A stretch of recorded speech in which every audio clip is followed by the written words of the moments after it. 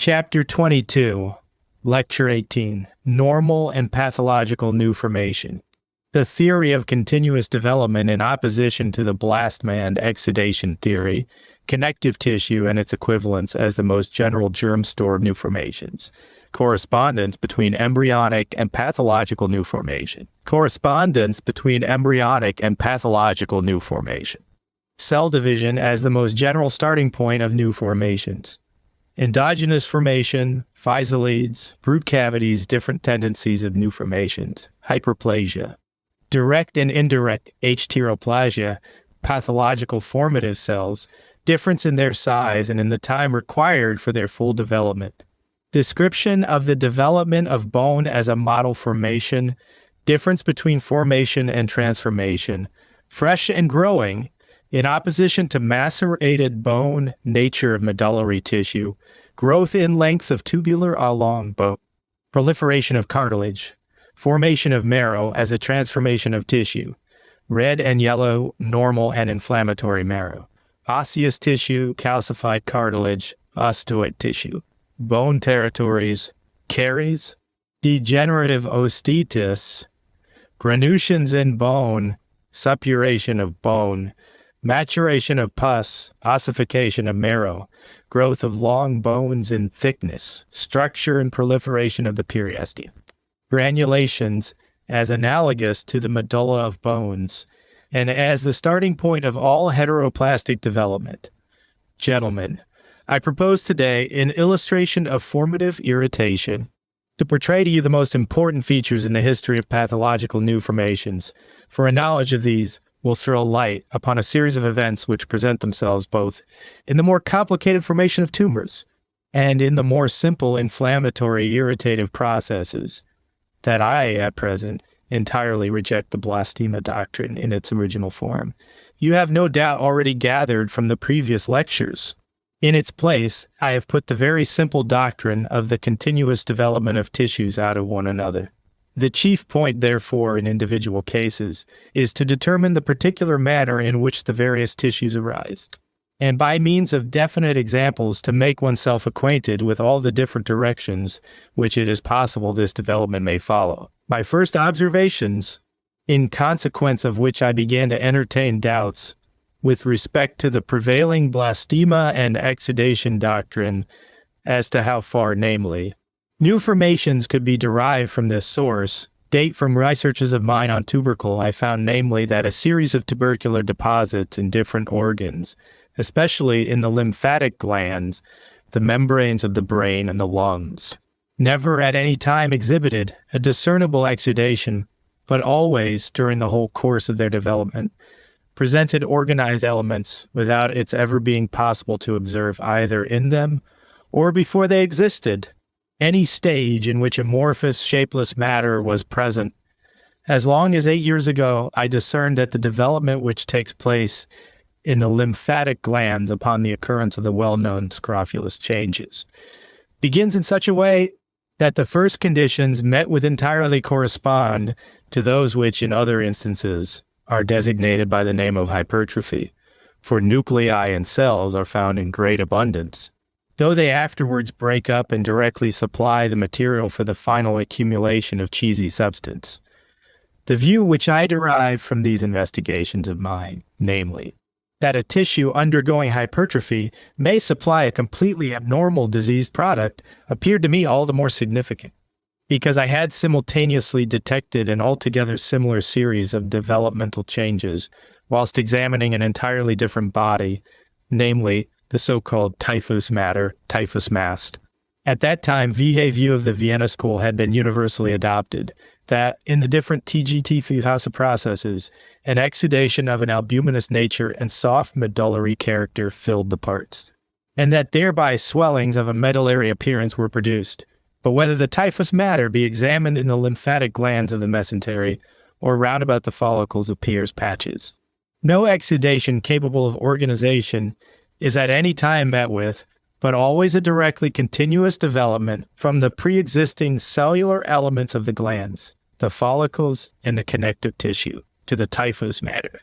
These observations were, of course, as yet insufficient to justify me in setting about effecting a general change in the existing doctrine, because we see organic elements arise at numberless points, where at that time at least cellular elements were altogether unknown to exist as normal constituents.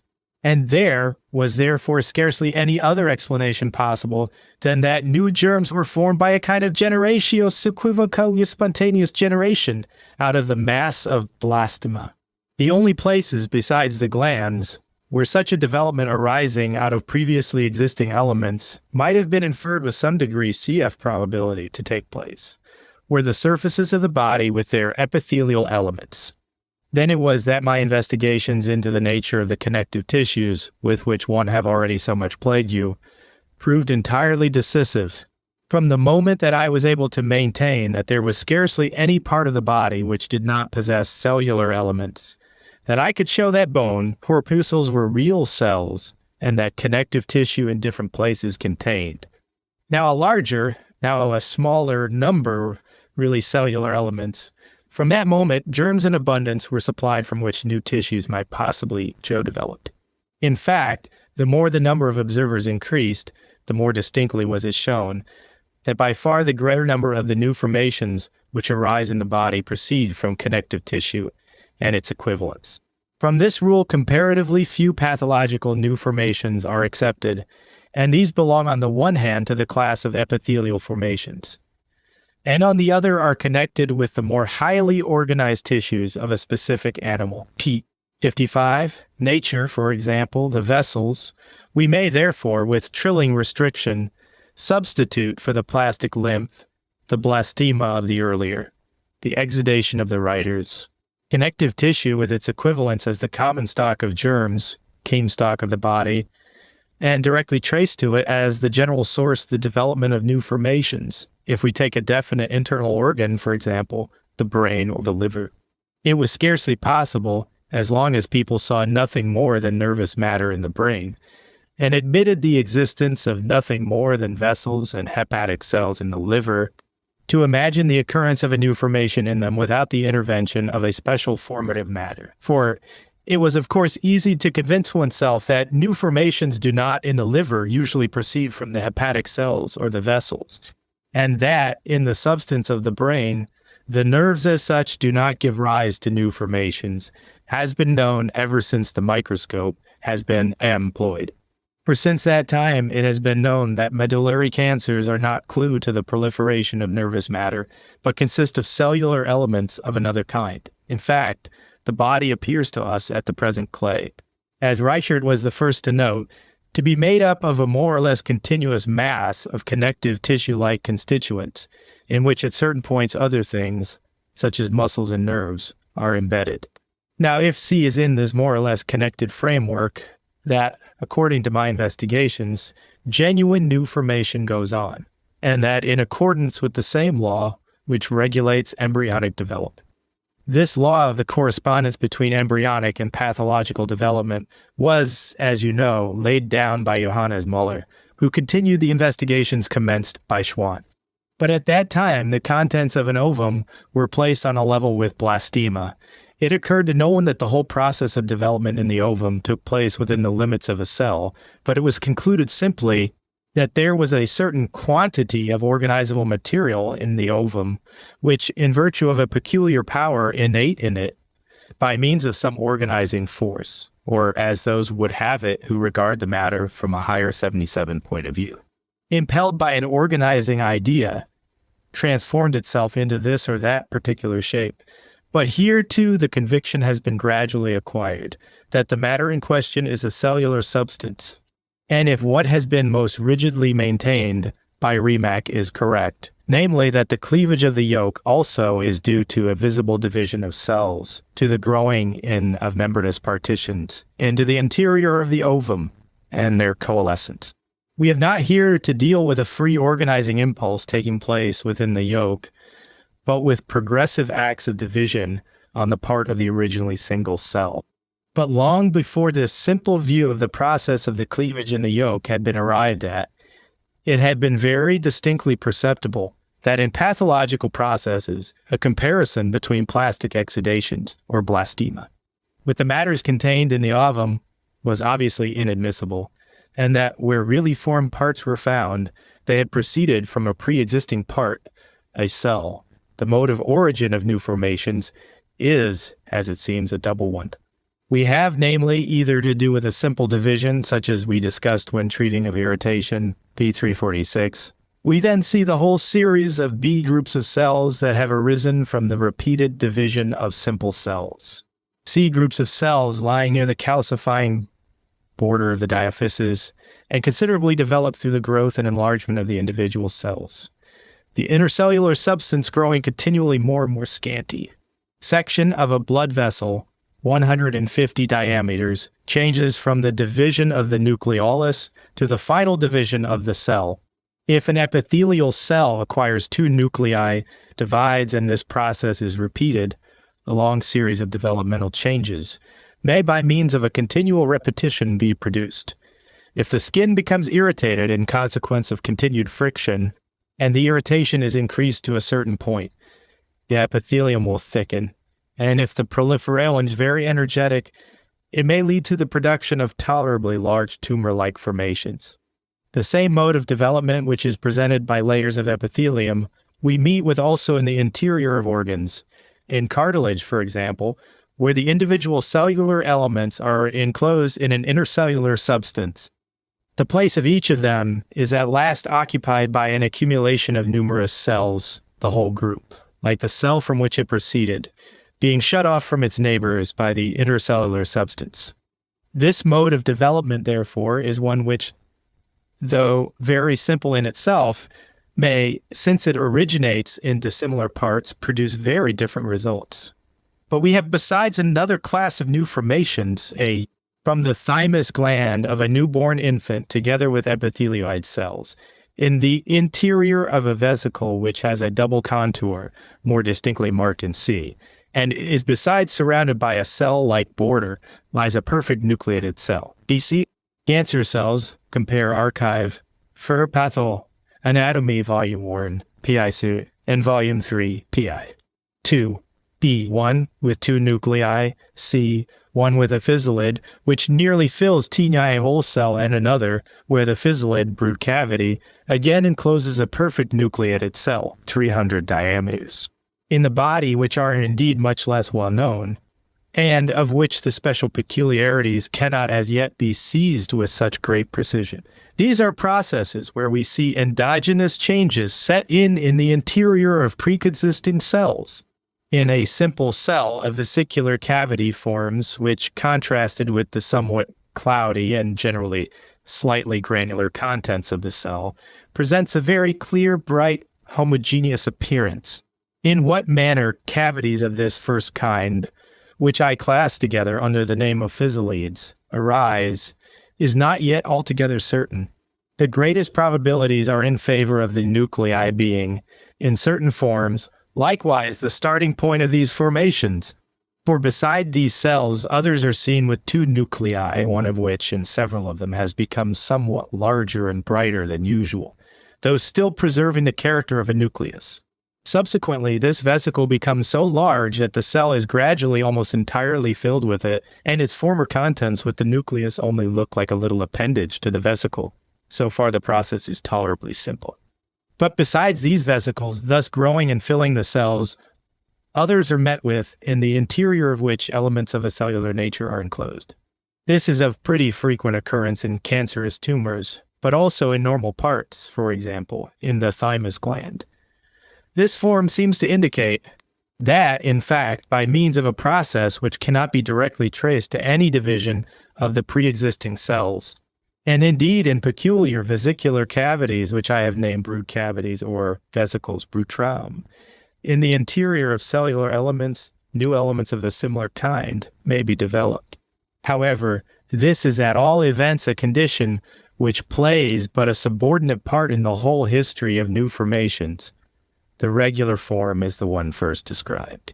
There are only a few pathological new formations in the history of which this endogenous development plays any distinct part, whilst in nearly all forms cell division is met with to a great extent.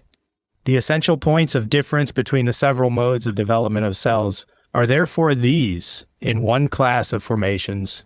The divisions proceed with a certain regularity, so that the ultimate products from their very beginning exhibit a complete correspondence with the parent structures, and the young structures at no time deviate in any remarkable degree from the parent cells.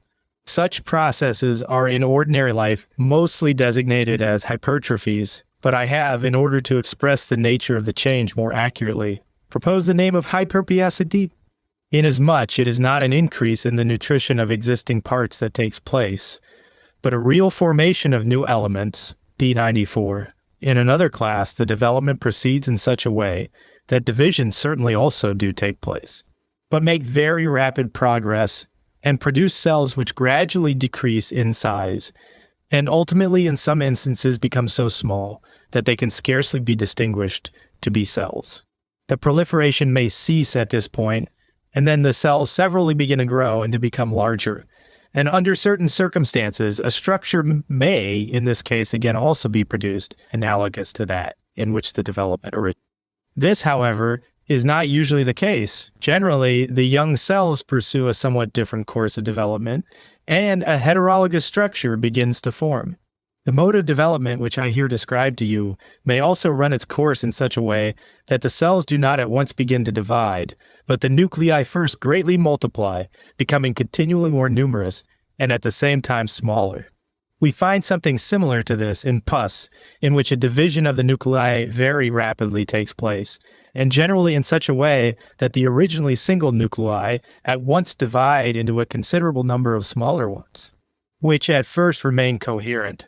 But in pus, it is not certain whether the division of the nucleus is succeeded by a real division in the cell, whilst in other new formations this is certainly the case. Only the complete division, or if you will, the cleavage of the cells is delayed for a long time, and this intermediate stage of the mere division of the nuclei continues for a disproportionately long period, and seems to occur in some sort independently. These two plans are the ones regularly followed by all those kinds of new formations which do not directly lead to hyperplasia. The normal condition is here in the first instance interrupted by an intermediate state, in which the tissue appears essentially changed, without one's being able straightway to determine whether a growth of a benignant or malignant nature will be developed out of it. This i.e., a stage of seemingly absolute indifference. From the appearance of the individual elements, it cannot at all be inferred what their real destiny is. They behave exactly like the so-called formative cells of the embryo, which also at first exactly resemble one another. No matter whether a muscular or nervous element or anything else is about to proceed from them. Nevertheless, I regard it as very probable that delicate internal differences do really exist, which to a certain extent determine beforehand the subsequent metamorphoses, not merely potential differences in the formative cells, but really material differences, only of so delicate a nature that we are not as yet able to demonstrate them. In the development of the embryo, a phenomenon has been known for years, which positively indicates the existence of such differences in the formative cells, inasmuch as the different segments of the ovum run through their phases of development with different degrees of rapidity, and especially those parts which are destined to form the higher organs, run through their individual stages with much greater celerity than those whose lot it is to form the lower tissues. In the size of the cells also, differences seem to exist. In a similar manner, we frequently see that in pathological formations also differences occur in reference to the time occupied in their development. Whenever the development of the cells takes place with great rapidity, we may be sure it is a more or less heterologous development. And homologous hyperplastic formation always presupposes certain tardiness in the processes which give rise to it. The cells generally remain of a larger size, since the divisions do not usually proceed until very small forms are produced. Though so extremely simple in nature and in theory, these modes of development are certainly extremely difficult of demonstration in individual places. The parts which apparently ought to be the most conveniently situated for the purpose of investigation, and in which Eilenel indeed as long as 20 years ago all but made the discovery of such a development, are the epithelia. Here, where a development often so abundant takes place upon the surface of a membrane, one would suppose it must be extremely easy to trace its course accurately in the individual cells. Henle, endeavored to show that mucous corpuscles, and indeed many forms which belong to pus, were produced on the surface of mucous membranes along with the epithelium in such a way that no real difference was to be perceived between the two classes in their earliest stages, and that the mucous corpuscles must therefore in some sort be looked upon as epithelial cells that had gone astray, as children that had turned out ill, that had been impeded in the progress of their development by some early disturbance, but really were intended to become epithelial cells. Unfortunately, the notion was then and long afterwards prevalent that epithelium, like all other tissues, was normally developed out of a blastema. It was, imagined that on the surface of every mucous membrane in the first instance, there transuded a plastic fluid from the vessels running to the surface, and that the epithelial cells were formed out of it. Schleiden's theory was steadfastly adhered to, that nuclei first form in a fluid, and that membranes do not develop around them until afterwards.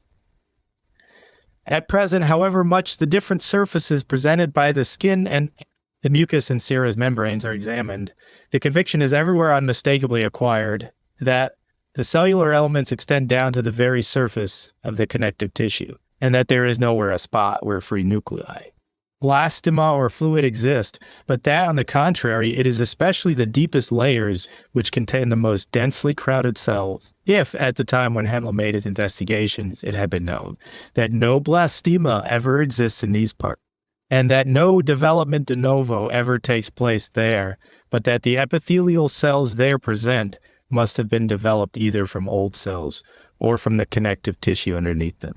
He too, W.T. Fuld, certainly also have come to the conclusion that mucosal pus corpuscles, which are not furnished by an ulcerating surface, which would of course be destitute of epithelium, must be derived by direct descent from pre-existing epithelial cells. So nearly, even at that time, had correct views upon the subject been obtained.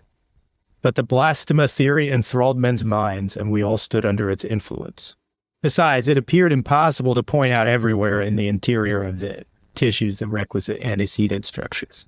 Not until cellular elements had been shown to exist in connective tissue did it become possible to produce a germinal tissue, Keengewebe, which is at present everywhere and from which in the most various organs similar growth may be developed.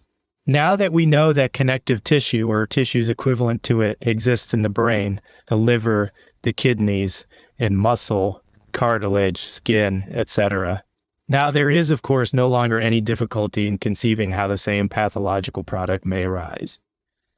In all these apparently so dissimilar structures, no specific blastema of any sort deposited in all these parts is at all required, but only the application of a similar stimulus to the connective tissue of the different localities. Now, with regard to the details of this doctrine, allow me in the first place to bring to your notice a concrete example of normal development, which will perhaps be the best calculated to supply you with a picture of the often so complicated processes with which we are here concerned. I choose as my example that organ in which the process of development is in itself best known, and which at the same time, on account of the peculiarity of its structure, least admits of misinterpretation, namely the bones. They are too hard and thick for anyone to talk about the presence of blastema or exudation in their proper parenchyma. The growth of the bones at the same time affords us direct standards wherewith to compare the different new, which may occur in the bones in morbid conditions, for every one of these new formations finds a certain prototype in the normal development of bone. All the larger bones grow, as is well known, in two directions. This is most simply shown in the long bones, which gradually increase in length and thickness. The growth in length takes place from cartilage, that in thickness from periosteum. But a flat bone also is invested on the one hand with cartilaginous parts or their equivalents, sutures, and on the other with membranes which correspond to periosteum. A growth from cartilage and a growth from periosteum can therefore be distinguished in every bone. This furnishes us with a plan of the development of long bones, which is found even in the writings of Havers. and according to which the new layers of bone encapsulate the old ones. And every more recent layer is not only wider, but longer than that next above it in age. Every new layer of osseous substance which is formed out of periosteum is longer, higher than the one immediately preceding it, inasmuch as new layers of perichondrium are being continually converted into periosteum. At the same time, every new layer of osseous substance which grows out of cartilage is broader, thicker than that which went before it, inasmuch as every new layer of the growing cartilage which proceeds to ossification surpasses its predecessor in breadth, thickness. The growth from cartilage, however, can only take place in the direction of the extremities of the bone, inasmuch as the cartilage of its diaphysis is, at a very early period of intrauterine life, so completely ossified that no cartilage remains excepting at the two ends. Now, a tissue once ossified ceases, save under exceptional circumstances, to grow, so that any increase of thickness in the diaphysis must be wholly due to a development out of periosteum, in which growth proceeds much more slowly than in cartilage. This is the reason why the shaft of a long bone is narrower than its extremities. Whilst in this way parts which were previously either connective tissue or cartilage are converted into bone, the development of the medullary tissue is going on within the bone. The original bone is extremely dense, a very solid and relatively compact mass. Subsequently, the substance of the bone disappears more and more. One part of it after another is dissolved, and the medullary cavity deactional arises, the size of which is not in any way restricted to that of the original osseous rudiment, but often considerably exceeds it. Thus, the development of bone, when taken as a whole, does not consist merely in the gradual apposition of a succession of fresh osseous layers derived from periosteum and cartilage, but also in the continual replacement of the innermost layers of the bone by masses of marrow. In the interpretation of these facts, the blastema theory was long appealed to as the great authority. Havers and Duhamel, who made excellent investigations into the history of bone, started with the supposition that a nutritious juice, secus nutritius, was secreted, from which the new masses arose. The development of the marrow was imagined to consist in a formation of cavities, into which first a viscous juice, and then a fatty matter was secreted, cavities which were invested by the medullary membrane, and whose contents varied with age. However, as I have already pointed out to you, there are no sacs in the areolae of the bones, but a continuous tissue, the medullary tissue, which fills the medullary spaces, ecancelli, and cavities and belongs to the class of connective tissues, although it considerably differs from ordinary connective tissue. We have therefore here to deal, as you see from this simple fact, with a substitution of tissues, as osseous tissue is formed out of periosteum and cartilage. So marrow is formed from osseous tissue, and the development of a bone consists not merely in the formation of osseous tissue, but it presupposes that the series of transformations goes beyond the stage of bone, and that medullary tissue is then produced. Medullary tissue therefore constitutes in some sort the physiological termination of the formation of bone as an organ. However simple this view may be, still it furnishes us with a picture of the growth and history of bone different from the traditional one. Formerly, observers nearly always contented themselves with viewing the matter much in the same light that osteologists are wont to do. They took a macerated bone, examined it when divested of all its soft parts, and built up the processes accordingly. It is, however, necessary that the relations should be traced in the moist, living, healthy, or diseased bone, and that one should pay attention not only to the development of bone upon the outside from the growing layers of the cartilage and periosteum, but also to that of the medulla on the inside as the ultimate product of the development in this class of tissues, even if it be not the noblest one, the most important and really decisive point. Through which the whole subject of phloem acquires another aspect is, I consider this, that the bone in the formation of marrow is not simply dissolved, and its place taken by some exudation or blastema, but that the dissolution of the osseous substance is a transformation of the osseous tissue, and that the dissolution results from a transformation of the intercellular substance of the bone, into a soft mass of tissue which is no longer in a condition to retain the calcareous salts. If therefore you ask whence the new elements come, which arise in the midst of osseous tissue, or how a cancer or collection of pus can form in the middle of the compact cortex of bone, I return you the very simple answer that they arise in precisely the same manner that in the course of the natural and normal development of bone, the marrow arises. In no part does the osseous tissue first dissolve, then an exudation, and next a new formation follow, but the existing tissue is directly converted into the succeeding one. The existing osseous tissue is the matrix of the succeeding cancerous tissue. The cells of the cancer are the immediate descendants of the cells of the bone. If now we consider the course of the formation of bone a little more in detail, we find, as we have already in part seen, that the cartilage prepares for ossification in such a way that its cells in the first instance become larger, that divisions then take place in them, first in the nuclei and afterwards in the cells themselves.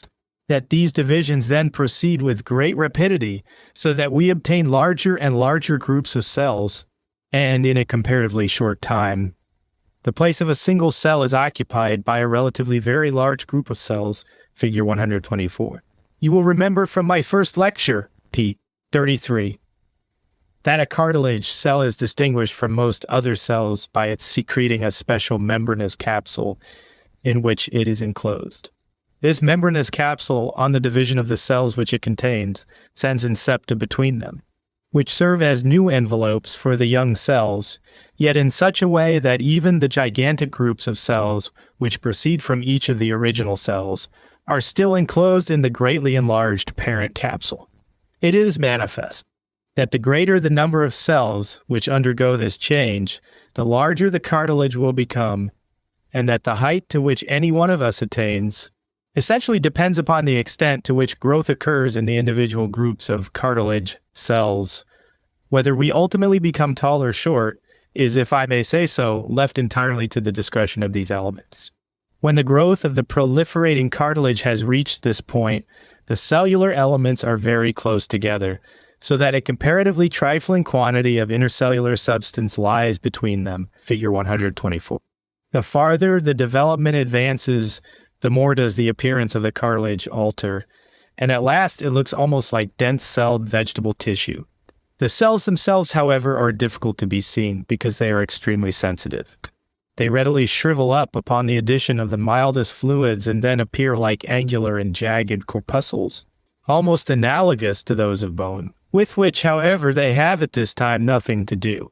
The cells which have sprung from this excessive proliferation of the originally simple cartilage cells constitute the parent structures, from which proceeds all that afterwards arises in the longitudinal axis of the bone, and especially the osseous and medullary tissue. The cartilage cells may be converted by a direct transformation into marrow cells and continue as such, or they may first be converted into osseous and then into medullary tissue. Or lastly, they may first be converted into marrow and then into bone. So variable are the permutations of these tissues, in themselves so nearly allied, and yet in their external appearance so completely distinct. When a direct transformation into marrow is the first effected, the old intercellular substance of the cartilage at the border next to the bone begins first of all to grow soft. Then, some of the adjoining capsules usually also very soon experience this change, so that the cellular elements come to be more or less set free in a softer basis substance. Simultaneously with the occurrence of this softening, the chemical reaction of this tissue also becomes altered, and we always obtain the distinct reaction of mucin. At the same time, divisions begin to take place, and this not in the same way as previously when the cellular elements at once separated into two new analogous cells, hyperplasia, but rather in such a way that a number of little nuclei arise in them, physiological heteroplasia, subsequently. In proportion as this process of transformation reaches a higher and higher pitch, and fresh portions of the intercellular substance are continually being converted into this more homogeneous and soft matter, the cells generally divide, and we obtain a number of smaller ones which are very minute in comparison to the large cartilage cells from which they proceeded, and contain either a single nucleus with a nucleolus or sometimes also, like pus corpuscles, several nuclei. Thus gradually arises a tissue extremely rich in cells, the young red medullary tissue as we generally find it in the marrow of newborn infants. If the process stops here, the size of the transformed spot indicates at the same time the extent of the subsequent medullary space. Subsequently, these little cells may take up fat, and then it appears first in small granules, but by degrees in large drops, and at last to such an extent that the cells are entirely filled with them. Thereby, the original medullary tissue is transformed into adipose tissue. The fat, however, is always contained in the interior of the marrow cells, as it is in the cells of the paniculus adiposes. But this yellow fatty marrow does not occur in all bones. In the bodies of the vertebrae, we almost always find the small cells. In the long bones of the adult, the fatty marrow always occurs normally, but in pathological conditions, it may very rapidly yield up idged fat. The elements may divide, and we then again have red, but inflammatory marrow. In this whole series of allied processes from the first development of marrow out of cartilage until the production of inflammatory marrow, the last disturbance which manifests itself in injured bones, as we see in amputations, there at no time, exists any amorphous substance, blastema, or exudation. We can always trace the descent of one cell from another. Every one of them has been directly developed from an earlier one, and will have as long as the proliferation continues, a direct progeny of cells. The second series of transformations in the longitudinal axis of the cylindrical elong bones is furnished by the osseous tissue, which may arise out of marrow and cartilage.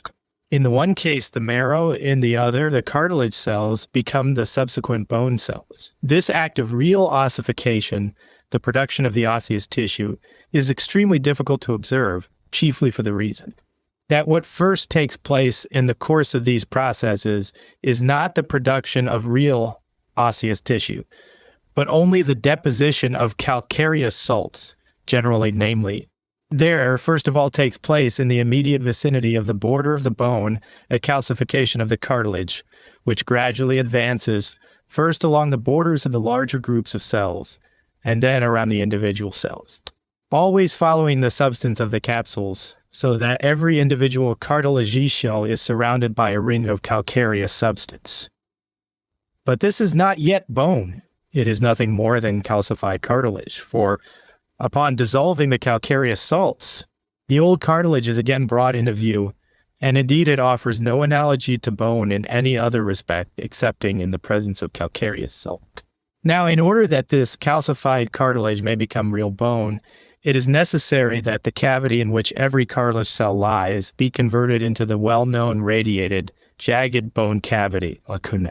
This process is so extremely difficult to obtain a sight of, because on making sections, the masses of lime crumble away before the knife, and furnish debris within which it is impossible to see well what really is present. In this circumstance, you must seek for an explanation of the fact that up to the present time, there are still, and probably still will be for several years, continual disputes with regard to the mode of origin of bone corpuscles. I hold that view to be correct, according to which the bone corpuscles, in certain places, directly originate out of the cartilage corpuscles, and indeed in this way, that in the first place, the cavity of the capsule which invests the cartilage cell becomes narrower, manifestly because fresh capsular matter is deposited on the inside, but in proportion as this takes place, the inner border of the capsular cavity begins to assume a distinctly indented appearance, figure 133 says, and the space occupied by the original cell is thereby considerably diminished. In rare, the lacunae may be said really to have no existence in living bone or osteoid tissue. They are merely the gaps, holes in the intercellular substance in which the bone or osteoid cells lie, and are normally so entirely filled by these cells that it is impossible to give the outlines of both in a drawing. The outline of the cell is the outline of the lacuna. Who, in drawing a deal board, would ever think of giving a second contour to every knot in order to represent the outline of the gap which would result from the falling out of the knot? Hence, authors have come to speak of the nuclei of lacunae, whereby, of course, they mean the nuclei of the cells which fill the lacunae, but which, thanks to the deeply rooted but erroneous impression left upon their minds by microscopical sections of macerated bone, they have failed to recognize or have not even sought for, taking for granted they had lacunae before them. In the preparation of sections, however, the cells frequently shrink, so that an interval is left between them and the walls of the lacunae. Cases, we still succeed in finding cartilage corpuscles in which the capsular cavity has, without the occurrence of calcification, become diminished in consequence of the deposition of new capsular matter, so as to assume the form of a bone cavity, lacuna, which it generally assumes only after ossification, whilst the old cellular element, the cartilage cell with its nucleus, still remains in it. After this, still without the occurrence of any calcification, the boundary disappears which originally existed between the capsules of the cartilage cells and the basis substance, and we find jagged elements, the future bone cells, in an apparently entirely homogeneous substance, in other words, a tissue still soft, though in structure like bone, osteoid tissue, figure 133.6. Usually this process is concealed by means of the early calcification of the cartilage, and only certain processes, for example, rickets, give us the opportunity of seeing the osteoid transformation take place in just the same manner in those parts of the cartilage also, which are beginning to calcify. But the old limits of the capsule still represent the real district which is under the sway of the bone corpuscle. And as I pointed out to you at the commencement of my lectures, p. 41, with an especial reference to this point, in pathological conditions, this district comes again, not only in force but also into view. Within these limits, we see the bone corpuscle accomplish its peculiar destinies. If, for example, the bone is by any cause impelled to enter upon new transformations, one bone corpuscle after another with its territory experiences the change. At the border of necrosed portions of bone, when the line of demarcation forms, we may distinctly observe that the surface of the bone, when viewed along the edge, becomes marked with excavations, the extent of which corresponds to the original cells. Upon the surface, vacui are observable, which in some instances run together and form holes. The bone corpuscle which formerly occupied the site of the hole has, in proportion as it under F necrosis scrofulus of the fingers in children, when transformation itself also determined the surrounding parts to enter upon the change. These are the processes without the aid of which it is impossible to comprehend the history of caries. For the whole essence of caries consists in this. The bone breaks up into its territories, the individual corpuscles undergo new developmental changes, granulation, suppuration, and remnants composed of the oldest basis substance remain in the form of small, thin shreds in the midst of the soft substance. I trace this out again only today in a stump, in which a fortnight after amputation, periostitis with slight suppuration and incipient peripheral caries was found to exist. When in such a case, the thickened periosteum is stripped off, we see at the moment it quits the surface and the vessels are drawn out from the cortex of the bone, not, as in normal bone, mere threads, but little plugs, thicker masses of substance. And if they have been entirely drawn out, there remains a disproportionately large hole, much more extensive than it would be under normal circumstances. On examining one of these plugs, you will find that around the vessel, a certain quantity of soft tissue lies, the cellular elements of which are in a state of fatty degeneration, at the spot where the vessel has been drawn out. The surface does not appear even as in normal bone, but rough and porous, and when placed under the microscope, you remark those excavations, those peculiar holes, which correspond to the liquefying bone territory. If it be asked, therefore, in what way bone becomes porous in the early stage of caries, it may be said that the porosity is certainly not due to the formation of exudations, seeing that for these there is no room. Inasmuch as the vessels within the medullary canals, figures 32, 33, are in immediate contact with the osseous tissue.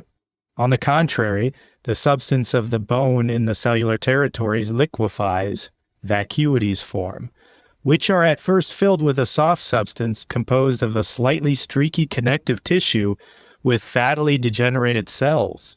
If round about a medullary canal, the territory of one bone corpuscle after another liquefies, you will after a time find the canal bounded on all sides by a lacunar structure. In the middle of it, the vessel conveying the blood still remains, but the substance around about is not bone or exudation, but degenerate tissue. The whole process is a degenerative osteosis in which the osseous tissue changes its structure, loses its chemical and morphological characters, and so becomes a soft tissue which no longer contains life, which fills the resulting vacuity in the bone may vary extremely according to circumstances, consisting in one case of a fattily degenerating and disintegrating substance, the bone corpuscles perishing, and in another of a substance rich in cells and containing numerous young cells. This latter is formed by the division and proliferation of the bone corpuscles, and the newly produced substance is very analogous to marrow. Under certain circumstances, this substance may grow to such an extent that, if we again borrow our illustration from the surface of the bone, where a vessel sinks in, the young medullary matter sprouts out by the side of the vessel, and appears as a little knob filling one of the pits in the surface. This we call a granulation. When we examine granulations for the purpose of comparing them with medullary tissue, we find that no two descriptions of tissue more closely correspond. The marrow of the bones of a newborn infant could at any time, both chemically and microscopically, be passed off as a granulation. Granulations are nothing more than a young, soft mucous tissue analogous to marrow. There is an inflammatory osteoporosis, which, as has been correctly stated, merely depends upon an increased production of medullary spaces, so that the process, which is quite normal in the interior of a medullary cavity, is met with also more externally in the compact cortex. It, the osteoporosis, is distinguished from granulating peripheral caries only by its sequence. If you go a step further and suppose the cells, which in osteoporosis are present in moderately large numbers, to become more and more abundant, whilst the intercellular substance constantly becomes softer and diminishes in quantity, we have pus. The pus is here no special product separable from the other products of proliferation and formation. It is certainly not identical with the pre-existing tissues, but its origin can be directly traced back to the elements of the pre-existing tissue. It is not produced by any special act, by any creation de novo, but its development proceeds from generation to generation in a perfectly regular and legitimate manner. We have therefore before us a whole series of transformations. The bone first produced and proceeding from cartilage may undergo a transformation into marrow, then into granulation tissue, and finally into nearly pure pus. The transitions are here so gradual that the pus, which is in immediate contact with the granulations, constitutes, as is well known, a more mucous, stringy, and tenacious matter, which really contains mucin like the granulation tissue. And only when we proceed farther out, Ward's exhibits the properties of completely developed pus. The perfect pus of the surface gradually passes, as we descend, into crude pus, the mucus, tenacious and mature pus of the deeper layers. And what we call maturation depends simply upon the gradual conversion of the mucous intercellular substance of the originally tenacious pus, which is allied in structure to granulations, into the albuminous intercellular substance of the mucus dissolves and the creamy fluid is produced. The maturation is therefore essentially a softening of the intercellular substance. So direct is the connection which subsists between development and retrograde metamorphosis, physiological and pathological conditions. In just the same manner that the cartilage cell may become a bone corpuscle, the marrow cell also may become a bone corpuscle. In the medullary spaces of bone, those marrow cells, which are situated at the circumference, generally assume at a later period a more oblong form and take a direction parallel to the internal surface of the medullary spaces. And the medullary tissue in this situation has a more fibrous appearance, and has indeed been regarded as a medullary membrane, but it should not be separated from the marrow in the center of the spaces, and only constitutes the most compact layer of the medullary tissue. Now, as soon as osseous tissue is about to form, the nature of the basous substance alters. It becomes firmer, more cartilaginous, and the individual cells appear to lie in largish cavities. Gradually, they become jagged from sending out little processes, and then nothing more is required than that calcareous salt should deposit themselves in the basous substance, and the bone is complete. Thus, here again also, the osseous tissue is formed by a very direct transformation, and by the deposition of one such osteoid layer after another from the medulla, a compact substance is produced, like that of the cortex, which is always characterized by the lamellar deposition of osseous tissue in the previously existing medullary spaces. The original bone is always pumice stone-like and porous.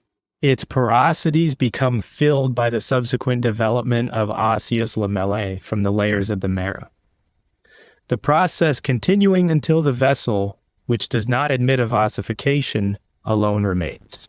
Now, with regard to the development of bones in thickness, the process is in itself much simpler, but it is also at the same time very much more difficult to see, because ossification here proceeds very rapidly, and the proliferating periosteal layer is so thin and delicate that extremely great care is required in order to catch sight of it at all. Pathology furnishes us with an incomparably better opportunity for studying the process than physiology, for it is just the same whether the bone grows physiologically in thickness or pathologically in consequence of periostitis. The difference is only one of quantity and time. When fully developed, the periosteum consists for the most part of a very dense connective tissue, which contains an extremely large quantity of elastic fibers, and in which the vessels ramify, before they pass on into the cortex of the bone itself. Now, when the growth of the bone in thickness commences, we see that the most internal vascular layer of the periosteum increases in thickness and swells up, and then it is said an exudation has taken place, it being taken for granted that every swelling proves the occurrence of an exudation, and that the exudation here lies between the periosteum and the bone. But if you set to work and analyze the substance deposited, no trace of any plastic exudation is found. The swollen spot appears, on the contrary, organized in its whole thickness from without inwards, and this most distinctly close to the bone, whilst towards the surface of the periosteum, the structural relations can be less readily unraveled. This swelling may, under certain circumstance, increases to a very considerable extent. In periostitis, we do not unfrequently see, regular nodes formed, and one need only recall the more physiological history of callus after fracture. In either of these cases, we seek in vain for an exudation. If the thickened layers are traced in the direction of that part of the periosteum, which still remains unthickened, we can very distinctly see what Duhamel long ago exhibited in a very beautiful manner, but is forgotten over and over again, namely, that the layers which constitute the thickening are ultimately all of them continued into the layers of the periosteum. As little as the periosteum is unorganized, so little are the thickened layers without organization. Microscopical examination shows at the surface of the bone a slightly striated basous substance, and in it numerous small cellular elements. The farther we recede from the bone, the more do divisions of cells occur. And at last we meet with the simple, very small connective tissue at corpuscles of the periosteum. The division follows the same course as in cartilage, only that the dividing cells of the periosteum are very delicate. The greater thigh irritation, the greater also the proliferation, and the more considerable the swelling of the growing spot.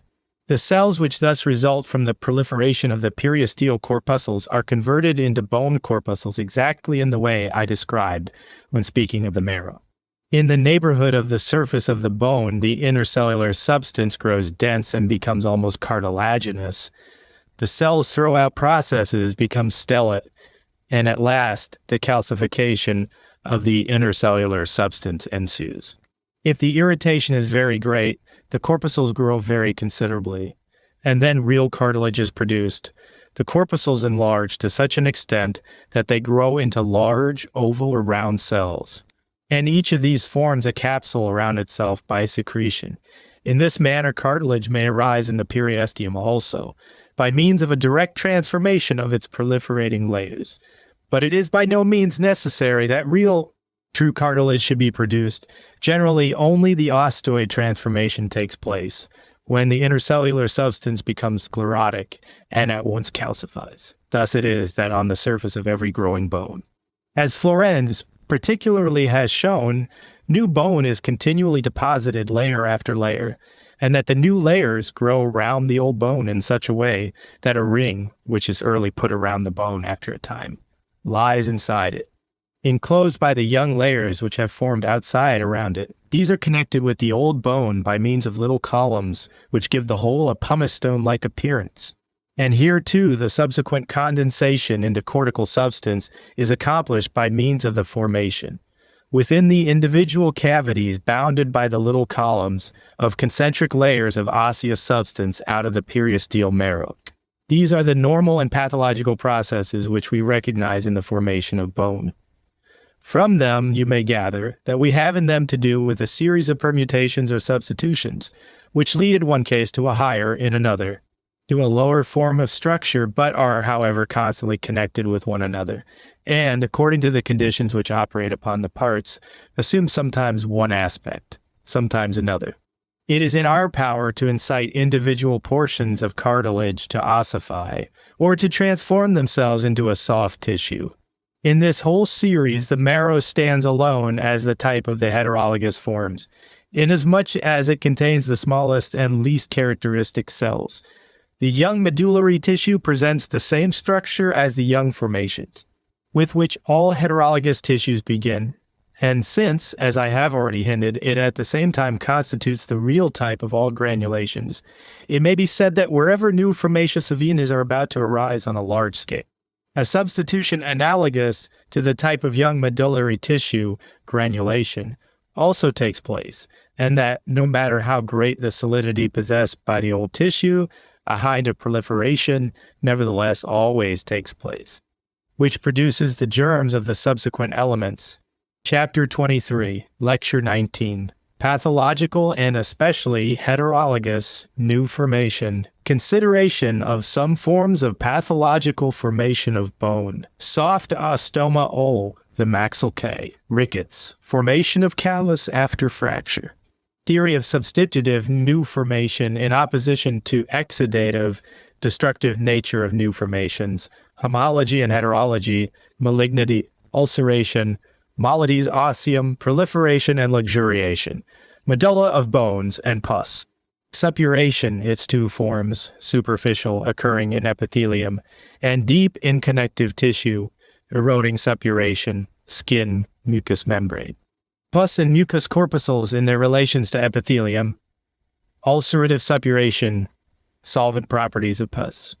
Connection of destruction with pathological growth and proliferation, correspondence of the first stage in pus, cancer, sarcoma, etc. Possible duration of the life of pathologically new formed elements, and of pathological new formations consider as Hull's tumors, compound nature of the larger tuberous tumors, Geschwulstone, and miliary character of the real foci, Herde, conditions of growth and recurrence, contagiousness of new formations and importance of the anastomosis of cells, cellular pathology in opposition to the humoral and neuristic, general infection of the body, parasitism, and autonomy of new formations. Gentlemen, I will today begin by laying some pathological preparations before you, for which I remained in your debt last time. I begin with an interesting object which has lately come into my hands, and exhibits with a distinctness which I have rarely had occasion to witness, the transitions from periosteal connective tissue into osteoid tissue, and this too with a peculiar modification. Inasmuch as calcification has not taken place in large portions of the parts which already possess the structure of bone. The preparation comes from a tumor in the jaw of a goat, and contributes towards our knowledge of the transitions from connective tissue into osteoid tissue about the same information that the history of rickets has supplied us with concerning the transformation of cartilage. The tumor, which affected the superior and inferior maxillae, but each separately has such little density that it can be cut with great facility, and only in a few places does the knife with greater resistance. On making thin sections, we see even with the naked eye that the more and less dense portions alternate with each other, so that the whole has a reticular appearance when examined under the microscope with a low power. It is at once perceived that the disposition of the constituent parts is entirely that of a bone, for primary, medullary spaces and trabecular networks alternate with each other, just as if the observer had before him the medullary spaces and trabeculae of a spongy bone. The substance which forms the trabecular networks is on the whole dense and is therefore readily distinguishable, even with a low power, from the more delicate substance which is enclosed by the trabeculae and fills the cavities of the meshes. This latter substance presents, when more highly magnified, a finely striated fibrous appearance. The bands of fibers in part run parallel to the borders of the trabeculae. In these latter, the same structures can be seen with a high power that are usually presented by the bone, namely jagged corpuscles distributed with great regularity. This structure exactly corresponds to that which we have seen in the development of bone from periosteum. It is, in short, the plan followed in the growth of bone in thickness.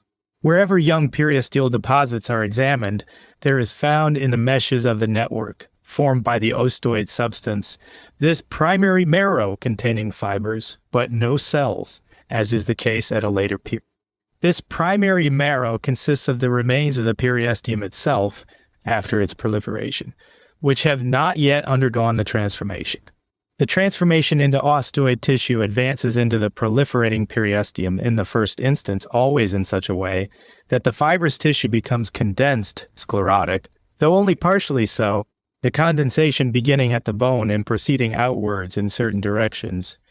In this way there arise, at first resting like columns upon the bone, hardish cones parallel to the surface of the bone, and thus constitute this network. If now acetic acid be applied to these parts, we see at once that the whole fibrous mass which fills the alveoli contains the most wonderful connective tissue corpuscles, which are so arranged that, next to the trabecals all around, they lie in concentric rows, whilst in the most internal parts of the marrow they constitute stellate corpuscles which anastomose with one another, as you have already seen on many occasions. But that in some parts the trabecule have already become true bone, one may very beautifully convince oneself at the spots where calcareous salts are really deposited in them, whilst the periphery of such calcified trabecule, figure 131, offers a brilliant, almost cartilaginous appearance. In their middle, an opaque, finely granular matter presents itself, which pervades the intercellular substance, and towards the interior of the trabecule passes into a nearly homogeneous calcareous layer, in which at intervals the osseous corpuscles may be recognized.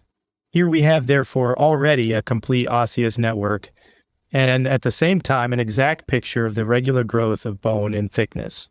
If, however, the spots are very carefully examined, where the borders of these trabeculae and bands of bone come into contact with the fibrous substance of the meshes, it is seen that no perfectly defined limit exists there, but that the intercellular substance of the osteoid tissue is gradually lost in the intercellular substance of the fibrous marrow, so that here and there a few of the connective tissue corpuscles of the fibrous connective tissue are included in the sclerotic substance of the trabecule.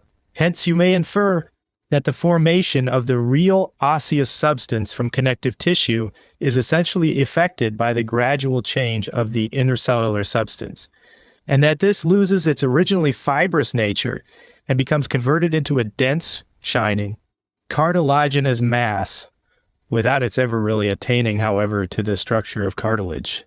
Here there is never a stage exactly corresponding to any of the known forms of cartilage. But it is out of connective tissue that we see the osteoid substance directly arise, which in cartilage also and marrow is the first to arise when they become bone. This is so far very important that you can from all these instances acquire the conviction that people have been mistaken in speaking of the cartilage of bone, nochinopel. Cartilage as such can only calcify when it is to become bone. A transformation of its tissue must take place, the chondrin-containing basis substance must become converted into a gelatin-yielding intracellular substance. I have, moreover, gentlemen, made a series of preparations from rickety bones for you. On the one hand, because rickets above all offers an especially favorable opportunity for obtaining an insight into several processes of the normal growth of bone, which in other cases are obscured by the presence of calcareous salts, and on the other hand, because you will thus form some idea of the peculiarity of this process as such. Rachitis has, as you are aware, by more accurate investigation, been shown to consist not in a process of softening in the old bone, as it had previously generally been considered to be, but in the non-solidification of the fresh layers as they form. The old layers being consumed by the normally progressive formation of medullary cavities, and the new ones remaining soft, the bone becomes brittle. But besides this essential feature of the non-occurrence of calcification in the parts, there is displayed also a certain irregularity in growth, so that stages in the development of bone which, when the formation is normal, ought to set in late, set in at a very early period. In normal growth, the pointed processes in which shape the calcareous salts shoot up into the cartilage form along the margin of calcification such a completely straight line that it should almost be described as mathematically regular. This condition ceases to obtain in rickets, and the more so the greater the severity of the case. Interruptions occur in such a way that in some places the cartilage still reaches a long way down, whilst in others the calcification has mounted up to a considerable height. These uncalcified parts sometimes become so completely separated from one another that they remain forming specks of cartilage in the midst of the bone. And sir, rounded on all sides by it, and that cartilage is still found at points where the bone ought long since to have become transformed into medullary tissue. The farther the process advances, the more, however, do we also meet with isolated, scattered masses of lime in the cartilage, in many instances to such a degree, that the whole of the cartilage on section appears dotted with white points. The irregularity of the process is further shown in this, that whilst in the normal course of things, the medullary spaces should begin to form only at a short distance behind the margin of calcification, figure 126. They here exceed these limits, and in many cases a series of connective cavities extends far beyond the border of calcification, which are filled with a soft, slightly fibrous tissue, and besides have vessels running up into them. Medullary spaces and vessels are therefore met with, where normally and properly, not a single medullary cell, and scarcely a single vessel ought to be found. In this manner there may at all times be found side by side in the parts, where the process has attained its height, a whole series of different histological conditions, whilst in other cases we find at a certain definite point cartilage. At another calcification, at a third bone or medullary tissue, here everything lies in the greatest confusion. In one place, medullary tissue, above it osteoid tissue or bone, by its side calcified cartilage, and below it, perhaps, cartilage still retaining its original condition. The whole of the rachitic portion of the diaphyseal cartilage, and it may extend for a considerable distance, of course acquires no real firmness. And this is one of the chief causes of the liability to distortion which rickety bones exhibit, not in the continuity of the diaphyses, but at the articular ends. This is in many cases extremely considerable, and is the sole cause of many a deformity, as for example in the thorax. The curvatures in the continuity of the bones are always in fractions. Those of the epiphyses are due to the proliferation of the cartilage, and constitute simple inflections. And it is easy to conceive that parts which are so entirely deprived of their regular development, as they are in rickets, and ought properly to be densely impregnated with calcareous salts, must retain great mobility. The enlargement and multiplication of the individual cells takes place in the same manner, as in the cases we have already considered, but inasmuch as at a later period individual parts in the cartilages that properly ought to have become bone do not calcify, and especially a formation of medullary spaces often takes place a long way up above the border of calcification. In many of these rachitic parts, the whole history of the development of bone is clearly revealed in a connected form. Large and often very vascular conical processes of fibrous medullary tissue are seen extending upwards from the bone into the cartilage, and it may be very distinctly perceived that these processes do not force their way into the cartilage from without, but that they owe their origin to a fibrillation of the intercellular substance of the cartilage itself. It is around them chiefly that the osteoid transformation of cartilage also can best be seen, and particularly that the gradual conversion of a cartilage corpuscle into a bone corpuscle can very distinctly be witnessed. Out of the cartilage corpuscle, which has a moderately thick capsular membrane, arises a structure provided with a capsule continually increasing in thickness, within which the space for the cell constantly grows smaller, and which, when it has attained a certain degree of thickness, acquires indentations on its inner wall, like the so-called dotted canals of vegetable cells. Such is the mode in which the first rudiments of the bone corpuscle are traced, after which a fusion of the capsule with the basis substance very generally ensues, and with the production of anastomosing processes of cells, the formation of the bone corpuscle is completed. At times, isolated osteoid cartilage corpuscles calcify alone without the occurrence of any fusion, and whilst between them lies the ordinary intercellular substance of cartilage. The capsules of the osteoid corpuscles fill themselves completely with calcareous salts. In other places, on the contrary, the fusion of the capsules with the intercellular substance takes place very rapidly. The new intercellular substance formed by this fusion assumes a coarsely fibrous appearance, and in the place of several groups of cartilage cells, we see a fibrous mass containing jagged osseous bone or osteoid corpuscles. There is therefore no sharply defined boundary in the tissue, but the condensed or fibrous substance, which surrounds the jagged bodies, is directly continuous with the translucent substance which holds the cartilage together. Essentially, however, it is the same structure. This isolated transformation of single cartilage cells into bone corpuscles is obviously of the greatest importance to the cellular theory in general. In this specimen, figure 134, the whole series of these processes is seen at a glance, where the completely ossified portion in which the bone corpuscles are developed with perfect regularity adjoins the cartilage. You see a zone where the conversion of cartilage corpuscles into perfect osseous substance may be viewed within the limits of a very short space. At the point of transition, a number of corpuscles are found lying close to one another like hazelnuts, distinguished from ordinary cartilage corpuscles by their dark contours, hard appearance, and unusually great brilliancy. And enclosing in a small indented cavity a little cell, these little cells are the still isolated bone corpuscles with calcified capsules, which they have retained from that earlier period in their existence when they were cartilage cells. It is especially important that you should see these bodies thus isolated in situ, in order that you may comprehend those other processes in which in bone the territories belonging to the bone cells fall out. P. 462, figure 129. When an object of this kind has once been accurately examined, it is impossible that doubts can any longer arise as to whether cartilage cells can become bone corpuscles.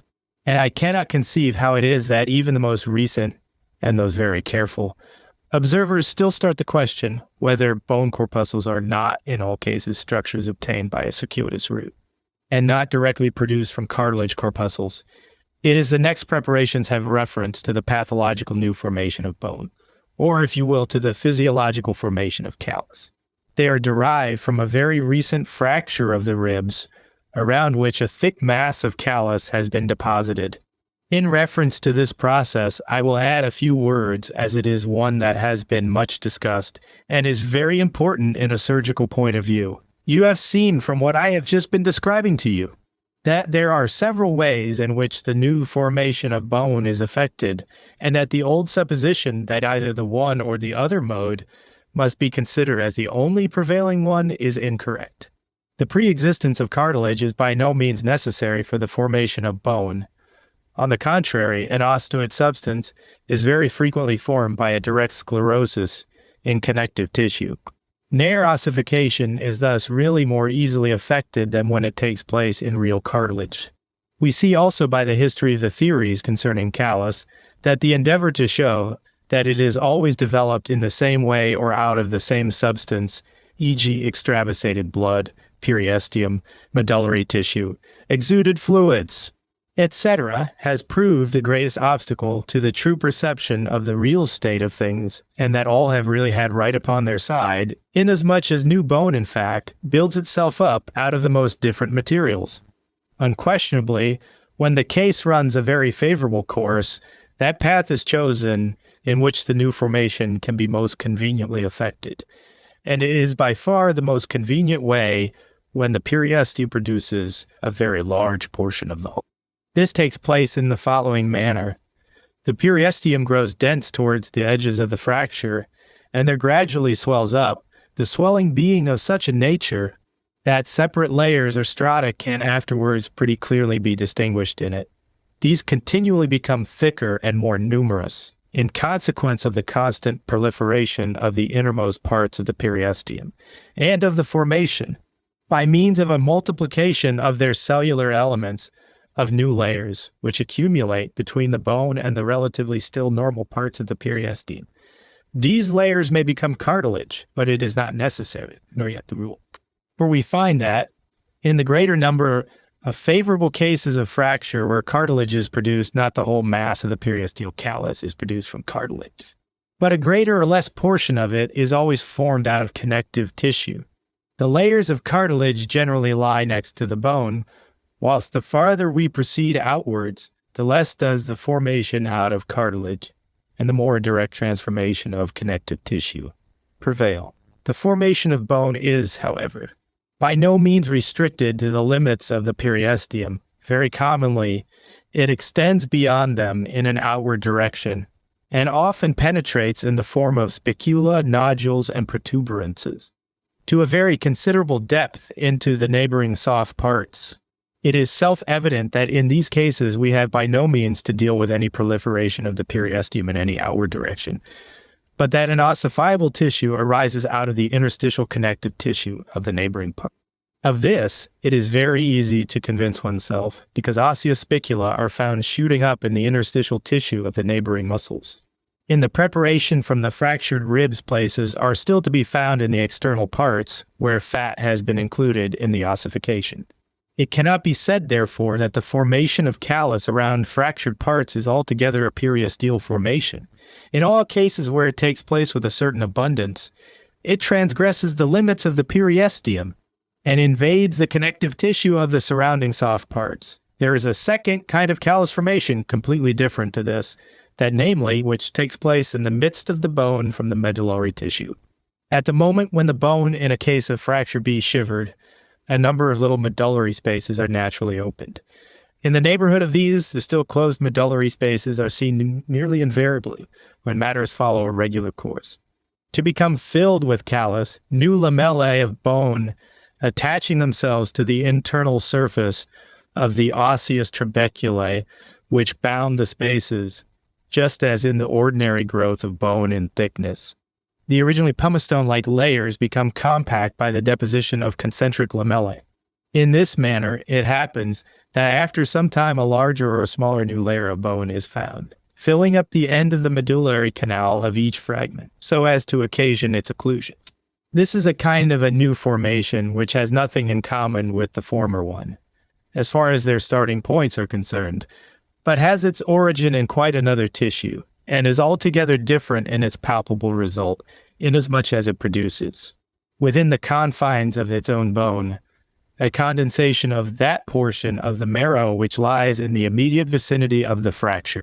Even in cases where the ends of the bones perfectly coincide, an internal formation of bone, such as I have described, takes place in the medullary canal of each fragment, producing its occlusion.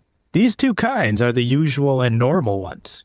Around the two fractured ends, the swelling takes place. In the interior, the condensation. Gradually, in proportion as the extravasated blood is absorbed, the new masses of tissue, which have been developed between the broken ends, draw nearer to one another, and round about the fracture forms a bridge or capsule, like communication by means of the ossification of the soft parts. There is therefore but little reason to ask whether the callus proceeds from free exuded or extravasated maturator. No doubt an extravasation takes place in the first instance into the space between the fractured ends, but the extravasated blood is generally pretty completely reabsorbed, and it contributes comparatively, but very little to the real formation of the subsequent uniting media. We discussed, gentlemen, last time, the chief points in the history of new formations. You remember that, according to our ideas, every kind of new formation, inasmuch as it has its origin in pre-existing cellular elements and takes their place, must necessarily be connected with a change in the given part of the body.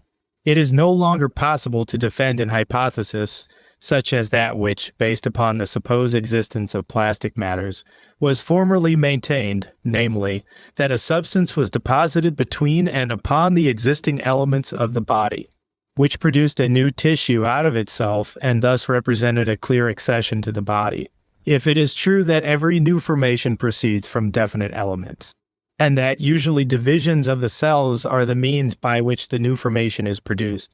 It becomes, of course, self-evident that where a new formation takes place, certain histological elements of the body must generally also cease to exist. Even a cell, which simply divides and out of itself produces two new cells like itself, thereby ceases to exist, even though the whole result is only the apparent apposition of a cell. This holds good for all kinds of new formations, both for benignant as well as for malignant ones, and it may therefore in a certain sense be said that every kind of new formation is really destructive, and that it destroys something of what previously existed. But we are, as it is well known, accustomed to judge of destruction according to the more obvious effects produced, and when we speak of destructive formations, we do not so much mean those in which the result of the new formation is analogous to the old one, as some product or other deviating more or less from the original type of the part. This is the point of view to which I have already, P93, directed your attention when treating the classification of pathological new formations. IA is a reason, sensible and in correspondence with the facts, afforded for the separation of all new formations into homologous and heterologous ones. Heterologous we may call not only malignant, degenerative neoplasms, but we must also thus designate every tissue which deviates from the recognized type of the part, whilst we should call all that homologous, which, although new formed, still reproduces the type of its parent soil. That the so extremely common form of uterine tumor, which has been designated fibrous or fibroid, has in every respect the same structure that the walls of the hypertrophied uterus have, inasmuch as it consists not only of fibrous connective tissue and vessels, but also of muscular fibrous cells. The tumor may, as it is well known, become so large as not only to embarrass the uterus in all its functions in an extreme degree, but also to exercise through pressure the most injurious influence upon the neighboring parts.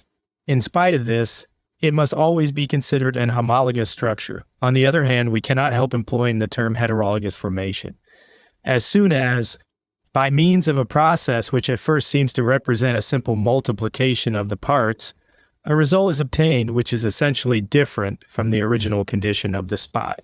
A catter, for example, in its simple form, may be attended by a multiplication of the cellular elements on the surface of the mucous membrane, without the new cells being essentially different from the pre-existing ones. Thus, I brought along with me for you last time a vagina with very marked leukorrhea. You saw there no doubt that the cells in leukorrhea very closely resemble those of epithelium of the part, although they no longer entirely retain the typical form of pavement epithelium. The less, however, they approach in their development the typical forms of the epithelium of the part, the more incapable do they become of performing their functions. They are movable upon a surface to which they ought properly to adhere. They flow down and produce results which are incompatible with the integrity of the parts. In the narrower sense of the word, heterologous new formations are no doubt alone destructive. The homologous ones may accidentally be very injurious, but still they do not possess what can properly be called a destructive, in the unscientific and traditional sense of the word, or malignant character. On the other hand, every kind of heterologous formation, whenever it has not its seat in the entirely superficial parts, has a certain degree of malignity clinging to it. And even superficial affections, though entirely confined to the most external layers of epithelium, may gradually exercise a very prejudicial influence. Let us only reflect what happens when a large surface of mucous membrane continually secretes, and heterologous products are constantly engendered upon it, which do not become persistent epithelium, but continually keep flowing down from the surface of the mucous membrane. In such a case, in addition to the blenorrhea and its consequences, anemia, neuralgia, etc., we find erosions. It seems to me important that I should bring before you a definite example of the mode in which destruction in its more obvious forms is effected, in order that you may see how it leads to ulceration and to the formation of cavities in the interior of parts. It does indeed appear like a contradiction to say that a process which produces new elements destroys, but this contradiction, nevertheless, is merely a seeming one. If you imagine in a part which had previously been firm, a new formation to arise of which the individual constituents are loose and easily movable one upon the other, the process will of course always be attended by a very important change in the usefulness of the part. The simple conversion of bone into medullary tissue, pages 452-453, may become the cause of great fragility in the bones. And osteomalacia mollites osseum essentially depends upon nothing else than the conversion of compact osseous substance into medullary tissue.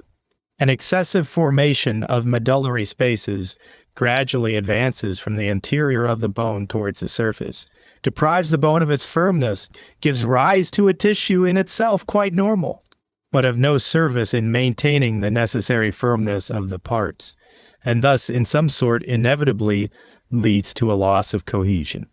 Marrow is an extraordinarily soft tissue which in those conditions where it is red and rich in cell or atrophied and gelatinous becomes nearly fluid. From marrow to perfectly fluid tissues is only a short step, and the boundaries separating marrow and pus cannot in many places be assigned with any degree of certainty. Pus is in our eyes a young tissue in which, amidst the rapid development of cells, all solid intercellular substance is gradually dissolved. A single connective tissue cell may, in an extremely short space of time, produce some dozens of pus cells, for the development of pus follows an extremely hurried course. But the result is of no service. To the body, proliferation becomes luxuriation. Suppuration is a pure process of luxuriation, by means of which superfluous parts are produced, which do not acquire that degree of consolidation or permanent connection with one another and with the neighboring parts, which is necessary for the existence of the body. If now, in the next place, we investigate the history of suppuration, we immediately discover that we must distinguish two different modes of pus formation, according namely as the pus proceeds from tissues of the first two kinds mentioned in our classification, P55, i.e., from epithelium or from connective Fig 136 tissue. Whether there are also forms of Weigel suppuration proceeding from a tissue of the third class, from muscles, nerves, vessels, etc., is at least doubtful, because of course the elements of connective tissue which enter into the composition of the larger vessels, the muscles and the nerves, must be eliminated from the really muscular, nervous, and vascular capillary. With this reservation, we can, for the present only, maintain the possibility of two modes of pus formation. As long as the pus is formed out of epithelium, it is naturally produced without any considerable loss of substance and without ulceration. But this is in every instance the case where pus is produced in connective tissue. The real state of the matter, therefore, is exactly the reverse of what it was previously imagined to be, when a solvent property was ascribed to pus. Pus is not the dissolving, but the dissolved, i.e. the transformed tissue. A part becomes soft and liquefies whilst suppurating, but it is not the pus which occasions this softening. On the contrary, it is the pus which is produced as a result of the proliferation of the tissue. The development of pus we daily see upon different surfaces, both on the skin and on mucous and serous membrane. We can observe its development most surely where stratified epithelium naturally exists. If you follow the development of pus upon the skin, when the process is unaccompanied by ulceration, you will constantly see that the suppuration proceeds from the rete malpicae. It consists in a growth and development of new cells in this part of the cuticle. In proportion as these cells proliferate, a separation of the harder layers of the epidermis ensues, and they are lifted up in the form of a vesicle pustule. The place where the suppuration chiefly occurs corresponds to the superficial layers of the rete, which are already in process of conversion into epithelium. If the membrane of the vesicle be stripped off, these layers usually adhere to the epidermis and are stripped off with it. In the deeper layers, we may watch how the cellular elements, which originally have only a single nuclei, divide, how the nuclei become more abundant, and single cells have their places taken by several, which in their turn again provide themselves with dividing nuclei. Here too, people have generally helped themselves out of the difficulty by assuming that in the first instance an exudation was poured out, which produced the pus in itself. And this is the reason why, as you well know, most investigators into the development of pus especially selected fluids which were secreted from injured surfaces. It was very conceivable that as long as no doubts were entertained with regard to the discontinuous formation of cells, the young cells should without more ado be looked upon as independent new formations, and that the notion should be entertained that germs arose in the exuded fluids, and gradually becoming more numerous supplied the pus. But the matter is on this wise that the longer the suppuration lasts, the more certainly is one series of cells after the other in the rete involved in the process of proliferation, and that whilst the vesicle is rising up. The quantity of the cells which grow into its cavity is constantly becoming greater. When a variolous pustule forms, there is at first only a drop of clear fluid present, but nothing arises in it. It only loosens the neighboring parts of the rete malpicae. Precisely the same is the case with mucous membranes. There is not a single mucous membrane which may not under certain circumstances furnish puriform elements. But here too a certain difference always presents itself. A mucous membrane is all the more in a condition to produce pus without ulceration, the more completely the epithelium it possesses is stratified. All mucous membranes with a single layer cylindrical epithelium, intestines, are much less adapted for the production of pus. That which is produced on them, even though it have quite the appearance of pus, frequently turns out upon close examination to be only epithelium. The intestinal mucous membrane, especially that of the small intestine, scarcely ever produces pus without ulceration.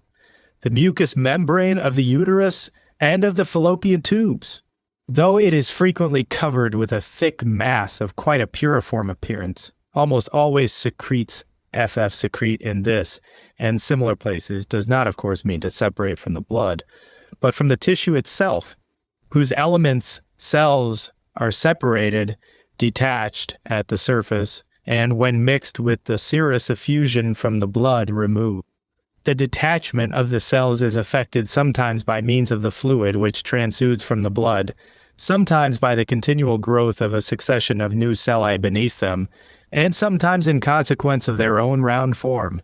In desquamation of the cuticle, the second of these methods, in several forms of catarrh, the epithelial cells only, whilst on the other mucous membranes, as for example on that of the urethra, we see enormous quantities of pus secrete, as in gonorrhea, figure 63, without even the slightest ulceration being present on the surface.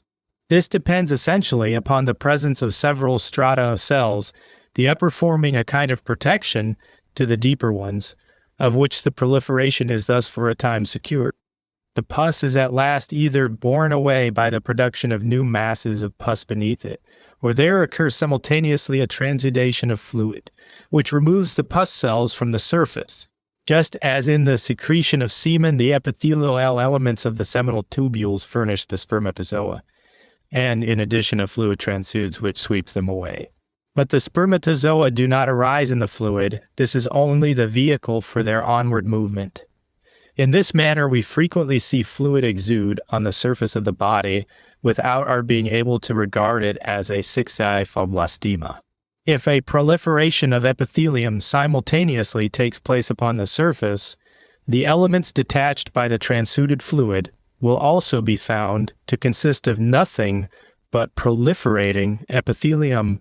If now pus, mucus, and epithelial cells be compared with one another, it appears that there certainly does exist a series of transitional forms or intermediate stages between pus corpuscles and the ordinary epithelial structures.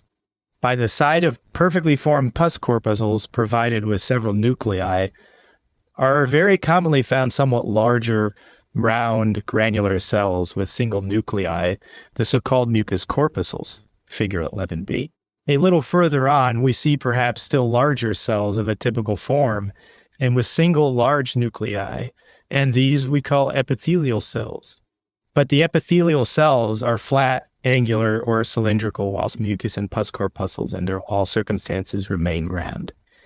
Even from this circumstance may be derived an explanation of the fact that whilst the epithelial cells which cover and are in close apposition to one another acquire a certain firmness of cohesion, mucus and pus corpuscles which lie but loosely one against the other and are of a spherical shape retain a great degree of mobility and are easily displaced.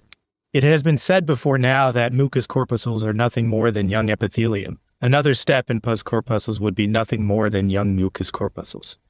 This is a somewhat erroneous notion. It cannot be maintained that a cell, which up to the point when it becomes a so-called mucus corpuscle, has preserved its form as a spherical body, is still in a condition to assume the typical form of the epithelium, which ought to exist in the part, and just as little can be said that a pus corpuscle, after it has developed itself in the regular manner, is capable of again entering upon a course of development calculated to produce a relatively permanent element of the body.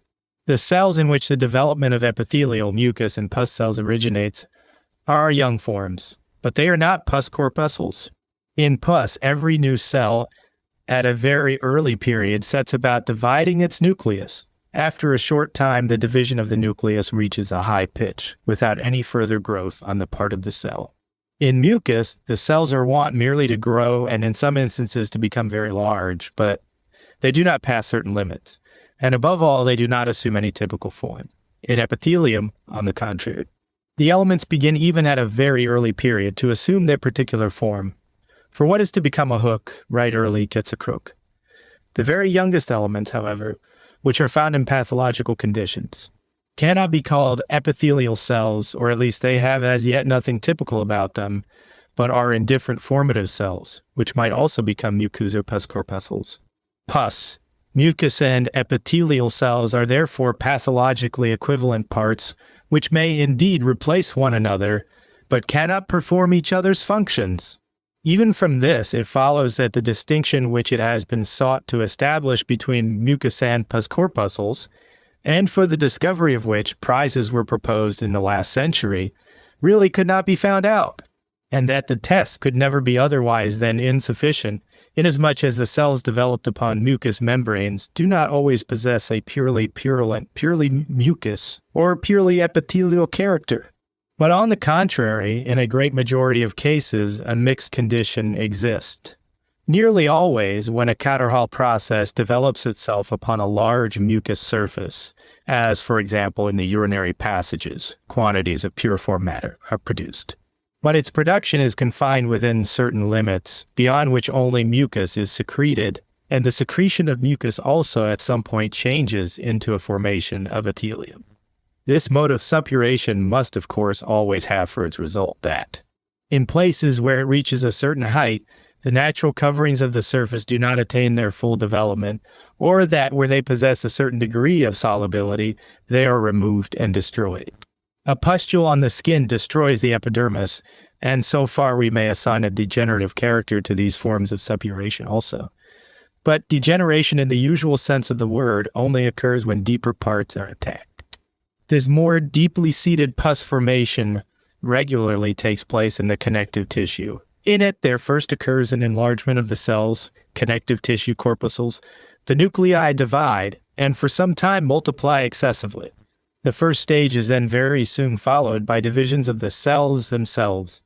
Round about the irritated parts where before single cells lay, pairs or groups of cells are subsequently found, out of which a new formation of an homologous kind, connective tissue, usually constructs itself.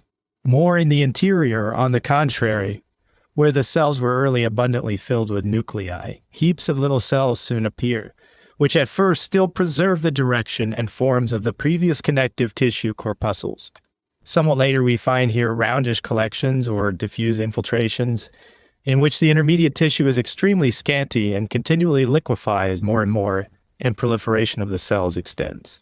If this process takes place beneath a surface which does not participate in orbit change, the layers of epithelium are sometimes seen, still perfectly coherent, to run over the irritated and somewhat swollen part. The outermost layer of the intercellular substance is also often long preserved, whilst all the deeper parts of the connective tissue are already filled with pus corpuscles, are infiltrated or abscessed.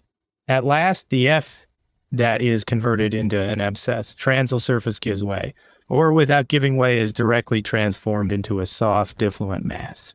This mode of suppuration gradually yields the so-called granulations, which always consist of a tissue where, in a small quantity of soft intercellular substance, more or less numerous, and, at least in the strictly proliferating stage of the granulations, round cellular elements are embedded. The nearer we come to the surface, the more do the cells, which in the deeper parts were mostly uninucleated, present divisions in their nuclei, and on the extreme confines they can no longer be distinguished from pus corpuscles. Then a detachment of the epithelium is wont to take place, and finally it may be that the mass of substance liquefies and the individual elements are set free. If the proliferation continues abundant, the mass keeps constantly breaking up.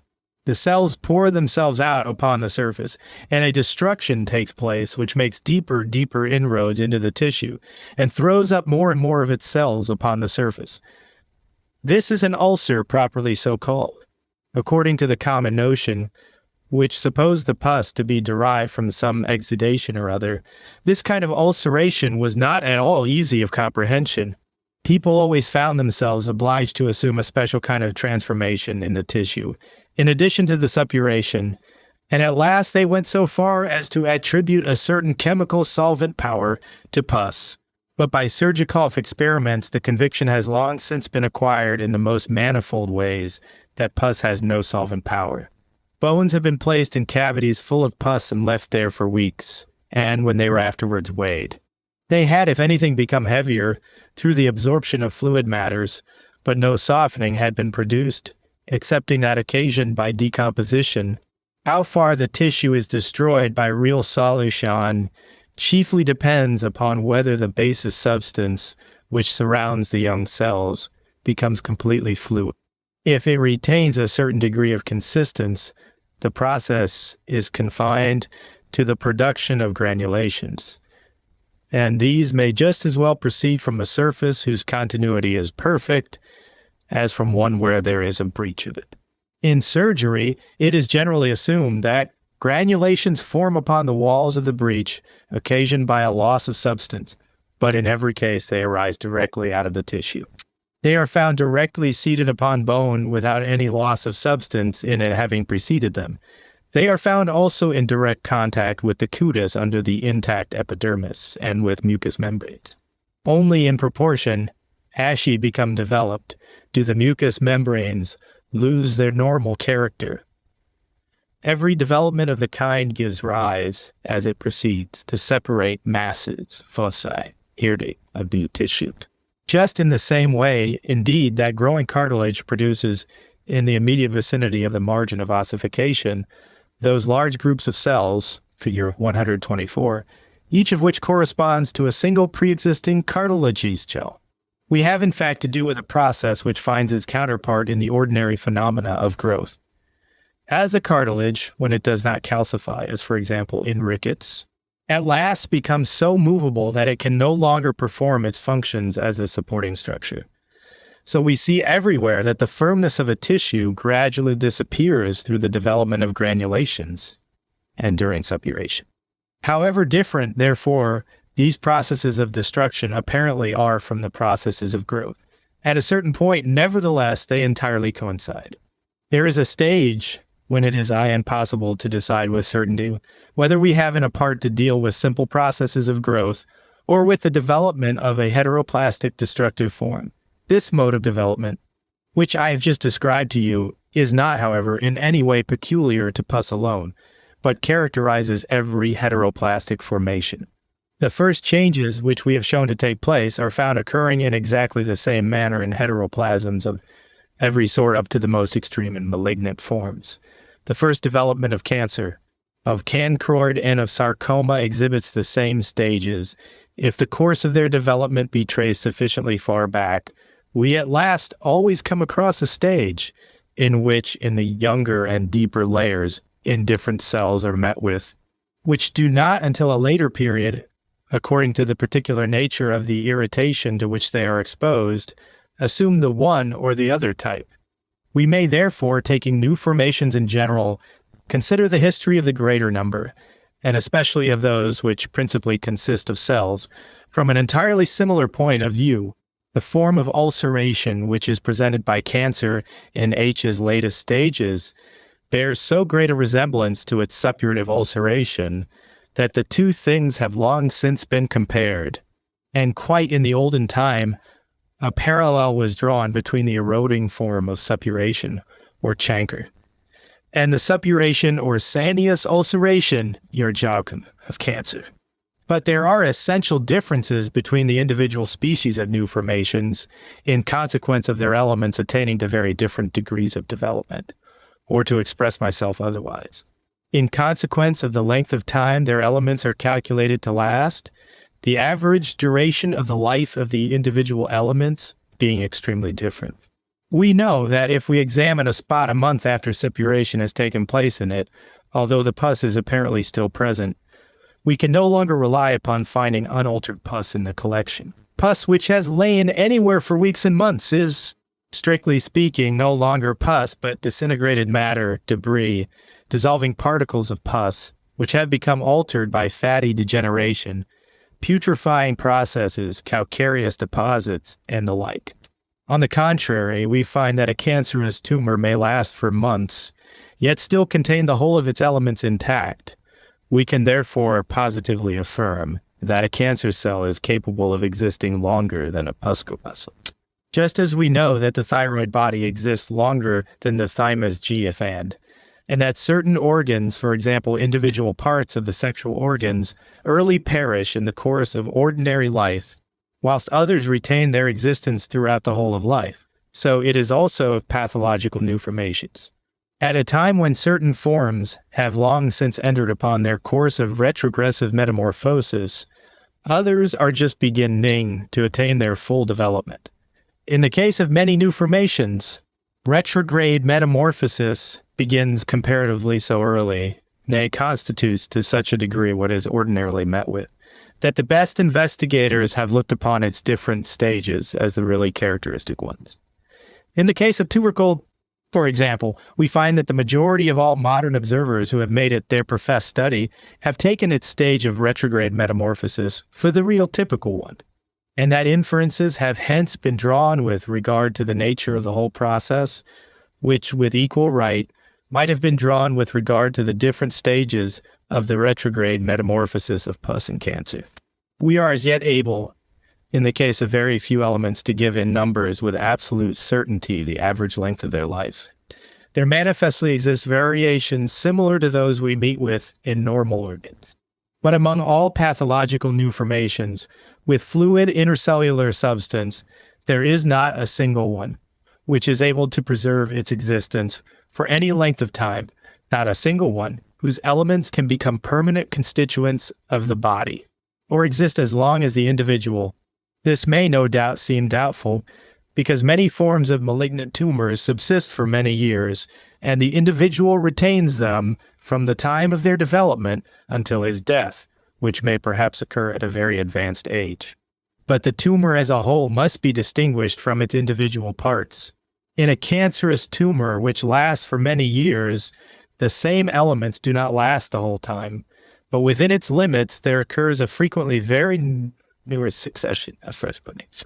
The first development of a tumor takes place at a definite point, but its subsequent growth does not consist in the production of a constant succession of new formations from this point. And in the occurrence, there is an intussusception, absorption of material, by means of which the existing parts enlarge, and so the whole tumor grows. On the contrary, around the original focus, little new foci are formed, which, increasing in size, group themselves around the first, and so gradually give rise to a continually progressing enlargement of the existing tuber.f, if the tuber is seated on the surface. We find on section a semicircular zone of the most recently formed matter at its periphery. If it is in the middle of an organ, the newly opposed foci form a spherical cortex around the older center. If we examine a tumor after it has existed perhaps a year, it usually turns out that the elements first formed no longer exist in the center. There we find the elements disintegrating, dissolved by fatty changes. If the tumor is seated on a surface, it often presents in the center of its most prominent part a navel-shaped depression. And the portions immediately under this display a dense cicatrix, which no longer bears the original character of the new formation, these retrograde forms I have described as occurring in cancer, especially in the liver, lungs, and intestines, where they are not unfrequently met with and can readily be demonstrated. It is always possible to convince oneself that what is called a tumor constitutes a conglomerate meson, often extraordinarily large, made up of a number of little miliary foci, lobulas, of which every single one must be referred to a single or a few parent elements. Inasmuch as the formations progress in this manner, no key tuber equals tuberous tumor. See note P. 471 matter, whether they consist of pus, tubercle, or cancer, new young zones are being constantly added on to the old ones. And we may, if we intend to trace the course of development, calculate with great certainty upon always finding the young parts at the extreme circumference, the old ones always in the center. But the zone produced at the latest period of the disease extends to a considerable distance beyond the zone of degeneration that can be discerned by the naked eye. If we examine any proliferating tumor of a cellular character, we often find 3 to 5 lines beyond its apparent limits, the tissues already in a state of disease and exhibiting the first traces of a new zone. This is the chief source of local recurrence after extirpation, for it proceeds from the zone that cannot be detected by the naked eye, beginning to grow in consequence of the increased supply of nutritive material, which results from the removal of the original tumor. No new deposit from the blood takes place there, but the new formed germs, which already lie in the neighboring tissue, run through their further development in the same manner that it would otherwise have taken place, or perhaps even still more quickly. This fact I regard as extremely important, because it shows us that all these formations have essentially a contagious character.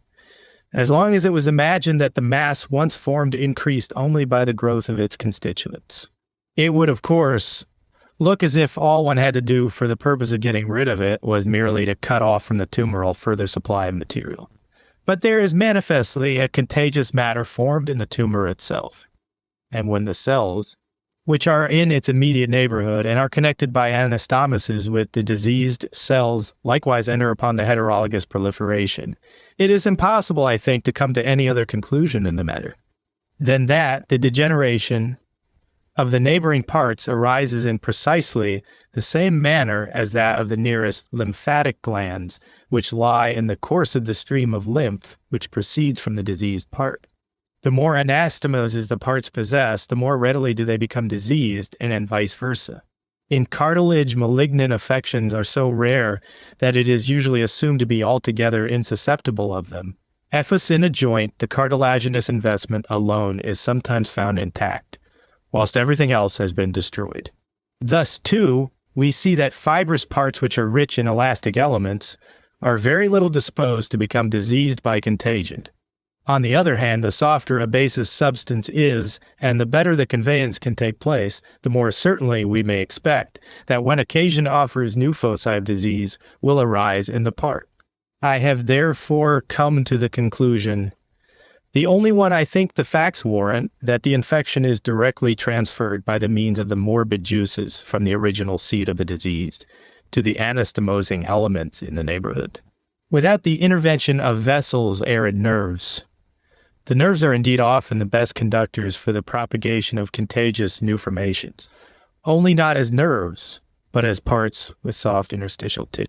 Here we have the importance of the anastomosing cellular elements of tissues, and the value of the cellular theory most clearly exhibited, and, when once we have become acquainted with this mode of conduction, we are afterwards able with a certain degree of probability to foresee in what direction, in parts possessing this means of conveyance, the disease will extend, and where finally the greater or less danger lies. It has hitherto been impossible to prove whether the infection of remote parts is affected by the conveyance of juices, in the same way that the infection of neighboring parts is, and especially whether the blood takes up anything noxious from the disease spot and conveys it to a distant place. I must confess that I am acquainted with no sufficiently convincing facts bearing upon the matter, and must still allow it to be possible that the diffusion by means of vessels may depend upon a dissemination of cells from the tumors themselves. There are, however, many facts which speak but little in favor of the infections taking place by means of really detached cells, for example. The circumstance that certain processes advance in a direction contrary to that of the current of lymph, so that after a cancer of the breast, disease of the liver takes place whilst the lung remains unaffected. Here it seems pretty probable that juices are taken up, which occasion a further propagation. P. 254. Allow me still to add a few words upon a subject which can here be dispatched offhand, namely, the so-called parasitism of new formations. It is self-evident that the view taken of parasitism by the old writers who held it to be applicable to a large proportion of new formations is completely borne out by facts, and that in reality every new formation which contributes to the body no serviceable structures must be regarded as a parasitical element in the body. Only bear in mind that the idea conveyed by parasitism does not differ from that conveyed by the autonomy of every part of the body excepting in degree, and that every single epithelial and muscular fiber cell leads a sort of parasitical existence in relation to the rest of the body, just as much as every individual cell in a tree has in relation to the others a special existence, appertaining to itself alone, and deprives the remaining cells of certain matters. Parasitism, in a narrower sense of the word, develops itself out of this idea of the independence of individual parts, as long as the requirements of the remaining parts demand the existence of a part, as long as this part is in any way useful to the other parts. So long will it not be termed a parasite, but it becomes so from the moment that it becomes foreign or injurious to the body. The epithet parasitical must therefore not be restricted to a single class of tumors, but applies to all heteroplastic forms which do not in the course of their further metamorphoses give rise to homologous products, but furnish neoplasms which in a greater or less degree are alien to the composition of the body. Every one of their elements will withdraw matters from the body which might be used for other purposes. And as it has at the very outset destroyed normal parts, and even its first development presupposes the destruction of its parent structures, it both plays a destructive part at the commencement of its career, and a depredatory one throughout its course. Chapter 24, Lecture 20, Form and Nature of Pathological New Formations. Nomenclature and classification of pathological new formations, consistence as a principle of division, comparison with individual parts of the body, histological division, apparent heterology of tubercle, colloid, etc. Difference of form and nature, colloid epithelioma, papillary tumor, tubercle, papillary tumors, simple condylomata papillomata, and specific villus cancer and cauliflower tumor, tubercle, infiltration and granulation, inflammatory origin of tubercle, its origin from connective tissue, miliary granules, and solitary masses, the cheesy metamorphosis, colloid, myxoma, colonema, mucus, or gelatinous cancer, physiological types of heterologous new formations, lymphoid nature of tubercle, hematoid of pus, epithelioid of cancer, cancroid, pearly, and dermoid tumors, and connective tissue-like of sarcoma, infectiousness according to the amount of juice. Comparison between pathological new formations in animals and vegetables. Conclusion. If, gentlemen, we prosecute the train of thought which we have pursued in the last lectures, it seems to me that the question which you will perhaps next ask me is at what point the differentiation of new formations really begins. You will remember that according to our reviews, the great majority of new formations have their origin in connective tissue or parts equivalent to connective tissue, and that the first rudiments of all new formations are nearly of the same nature, and that in particular the division of the nuclei, their multiplication, and the final division of the cells show themselves in nearly all new formations, in the benignant as well as in the malignant, in the hyperplastic as well as in the heteroplastic ones in the selfsame manner. Unquestionably, however, this similarity of nature is transitory. It is not long before some one characteristic feature displays itself in each individual structure, whereby we are enabled distinctly to recognize its nature. With regard to this question of the criteria of new formations, no agreement in opinion has indeed, even at the present moment, been come to. And here too, therefore, it is incumbent upon me now to show how I have arrived at my views, which in many respects so widely differ from those generally held, and for what reasons I have deemed myself obliged to quit the beaten track. The names, which have been bestowed upon individual new formations, have, as you know, often been based pretty much upon accidental peculiarities, and not so very unfrequently selected in quite an arbitrary manner. The attempts to establish a regular nomenclature, which were formerly made, were really only based upon the consistence of tumors. Reasons for classification having been derived from the circumstance that the substance of new formations was found to be sometimes hard, at others soft, fluid, pultaceous, gelatinous, etc., and thus melisivus, athermata, stetomata, sciri, etc., were separated from one another. It is self-evident that the ideas which are now attached to several of these things must be done away with, if it be wished to understand the original meaning of these designations.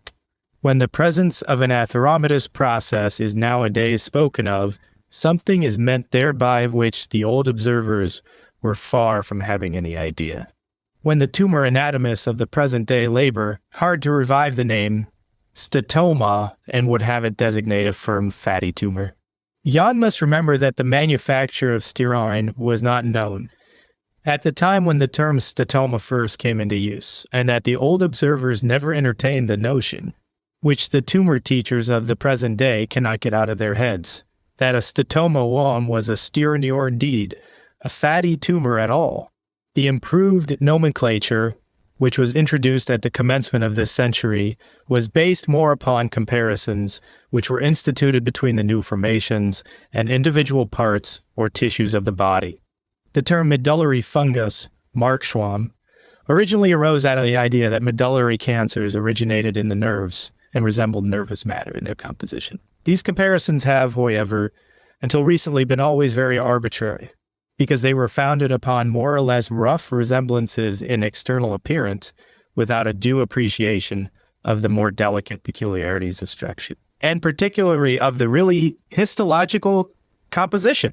Recently attempts have been made, and here and there, even with great affectation, to make use of normal structures as aids in terminology. Many attach a certain degree of importance to this and consider it more scientific to say epithelioma where others say cancroid or epithelial cancer.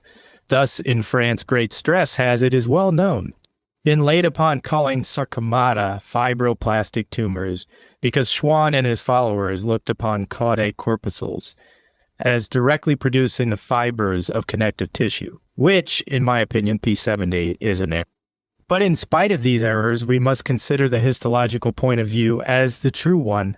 Only it is not, I think, advisable in accordance with this principle at once to proceed to create new names for everything, and by means of these new names to render things which have long been known strange to the minds of people in general, even new formations which very evidently follow the type of some definite normal tissue.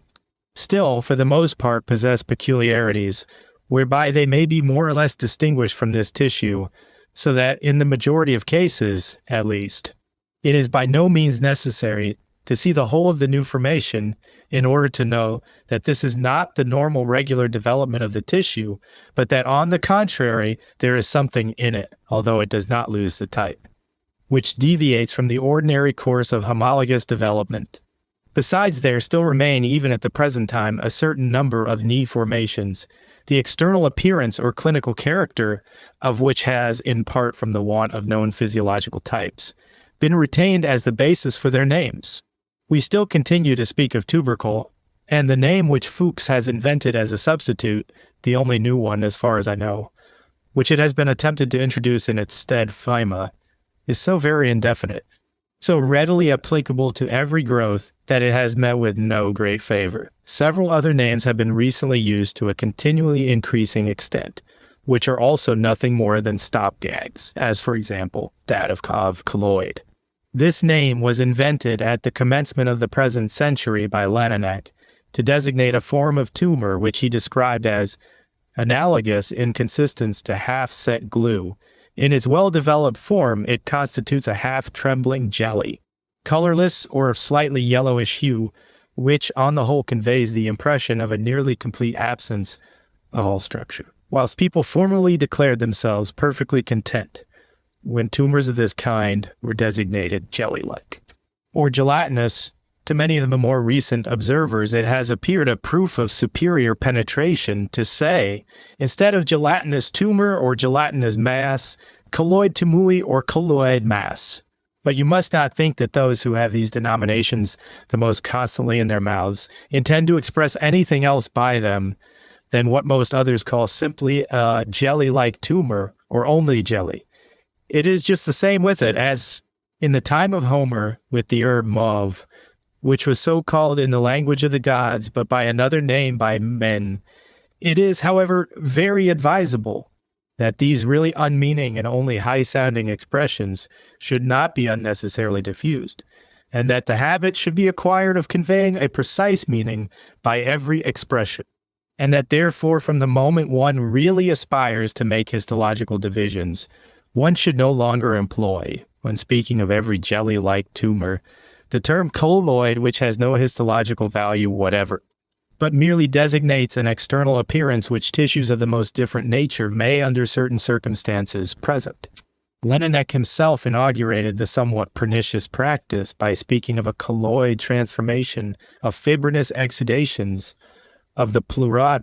The chief difficulty, which here presents itself, consists in this, that people do not know how to discover any difference between the mere form and the true nature. The form ought only to be admitted as a decisive criterion for the diagnosis of new formations, when it is conjoined with a real difference in the tissue, and does not result from accidental peculiarities of situation or position. If, for example, you wish to make use of the name colloid, you can do so in two ways. You can either employ it to designate nothing more than a kind of appearance, and then you will certainly be able to find different tumors, which you can distinguish from other tumors of the same genus by means of the addition colloid. You may therefore say colloid cancer, colloid sarcoma, colloid fibroma, fibrous connective tissue tumora. Here colloid means nothing more than jelly-like. Or you must have a distinct notion of the nature of the chemical or physical peculiarities of the colloid substance, or of the morphological nature of the colloid tissue, and then it will be impossible for you to class together two chemically and morphologically entirely different products, such as the colloid of the thyroid body and colloid cancer. In just the same manner, we see that a great number of tumors, when they are seated on the surface, give rise to excretions, which, according to the nature of the surface, appear in the form of villi, papillae, or wart. All these tumors may be comprised under one name and called papillomata, but the tumors which have this form often differ toticello from one another. Whilst in the one case we have a true hyperplastic development, we find in another, at the base of these villi, where they rest upon the skin or mucous membrane, some specific form of tumor. In many cases, even the villi themselves are filled with a substance analogous to that of the tumor. This is a very important difference. If, for example, you examine a broad condyloma, the mucous tubercle or plaque mucus of Rickard, you will find under the epidermis, which still remains smooth, the papillae enlarging and ultimately growing out into branched figures, so as to represent regular trees. Cancer, however, may give rise to excrescences of the same shape as these condylomata. This we see comparatively less frequently occur on the skin than on the different mucous surfaces. In these cases, it may happen that real cancer is seated in the villi. Nor is this in itself indeed at all surprising. The papillae consists of connective tissue like the skin, or the mucous membrane upon which they are seated. Within the papillae, therefore, cancerous mass may develop itself out of the connective tissue as out of the connective tissue of the skin or mucous membrane. Moreover, it cannot be denied that this peculiarity of superficial formation very frequently explains certain peculiarities in the course of the disease, whereby a papillary tumor is strikingly distinguished from the same kind of tumor when not papillary. Anyone may have a cancer of the bladder if it be merely seated in the periods for a very long time without any other changes being necessarily displayed in the nature of the secretion, which must be evacuated with the urine, than those exhibited in a simple catarrh. As soon, on the contrary, as a formation of villi takes place upon the surface, nothing is more common than for hematuria to arise as a complication, from the simple reason that every villus upon the walls of the urinary bladder is not clothed with a firm layer of epidermis, but lies almost bare under a loose epithelial covering. Into the interior of the villi ascend large vascular loops, which reach quite up to the surface, and therefore very considerable mechanical irritation supplies a condition for the production of hypersemia and the rupture of the villi. A spasmodic contraction of the bladder drives the blood up into the apices of the villi, in consequence of the shortening of the surface on which they are seated. And when to this is added the mechanical friction of the surfaces, nothing is more likely to ensue than a sometimes more, sometimes less considerable effusion of blood. But in order that such hemorrhage should take place, it is altogether unnecessary that the papillary tumor should be cancerous. I have seen cases in which for years uncontrollable bleedings recurred from time to time, through which at last the patients died anemic, and yet no trace of any cancerous infiltration of the base of the growth or of the villi existed. But the tumor was quite a simple papillary one, a benignant formation, which on the surface of the skin could easily have been removed by the knife or ligature, but which, owing to its concealed position, was in these cases attended with a series of phenomena which, during life, it seemed impossible to refer to anything else than a really malignant new formation. Just the same is the case with the much-discussed cauliflower tumors as they are seen on the surface of the genital organs, both in man and woman. In men, these papillary tumors, which proceed from the prepuce and surround the corona glandis, are for the most part covered by a very thick layer of epidermis, so that, when they ulcerate, they yield but a very trifling amount of secretion. In women, on the contrary, the tumor being seated on the neck of the uterus, a very vascular part provided with a thin stratum of epithelium, and naturally beset with a thick layer of numerous and large papilla, for the most part very early occasions, abundant transudations, and occasionally hemorrhagical exudations of a fluid, like water in which raw meat has been soaked, or really red and blooding. In these cases, there frequently exist doubts as to the nature of the disease. I myself was present when a very renowned surgeon came to Dieffenbach's operating room, just as that operator had amputated a penis on account of a carcinoma, and when the stranger afterwards declared it to have been a simple condyloma. On the other hand, one have examined cases in which growths of this sort had been doctored about for years, as if they had been syphilitic condylomata, because the external appearance is so extremely analogous, and it is so extremely difficult to discover a criterion by which it can be accurately determined whether the formation only involves the surface, or whether it is complicated with disease of the subjacent tissue. There are certainly, at the present time, very many anatomists and surgeons who entertain the notion that cells may grow on the surface exactly similar to those which are usually only found in the interior of diseased organs. That, for example, A villous tumor must be termed cancerous if it is covered over with cancer cells, as with an epithelium, without any development of cancerous matter having shown itself in the interior of the villi. In fact, villi, which are very delicate and scarcely contain enough connective tissue to envelop the vessels that run up in them, are sometimes met with, enclosed in a thick layer of cells which, from the irregularity of their form, the size of their nuclei, and their own large dimensions, present rather the character of cancer than that of epithelium. But I must confess that I have not as yet been able to convince myself that cancer cells are able to arise upon the free surfaces of membranes, and that they can be produced simply from epithelium. On the contrary, I believe from all that I have seen, that a very strict line of demarcation must be drawn between the cases, where masses of cells, however abundant and curiously shaped they may be, are found seated upon a basous tissue in itself unaltered, and those where the cells have been formed in the parenchyma of the parts themselves. The pathological importance of a papillary tumor is, at least as far as I know, determined by the condition of its basous substance, or by that of the parenchyma of the villi themselves, and a formation can only be pronounced to be cancroid or carcinoma when, in addition to the growth of the surface, the peculiar degenerations which characterize these two kinds of tumors take place also in the deeper layers or in the villi themselves.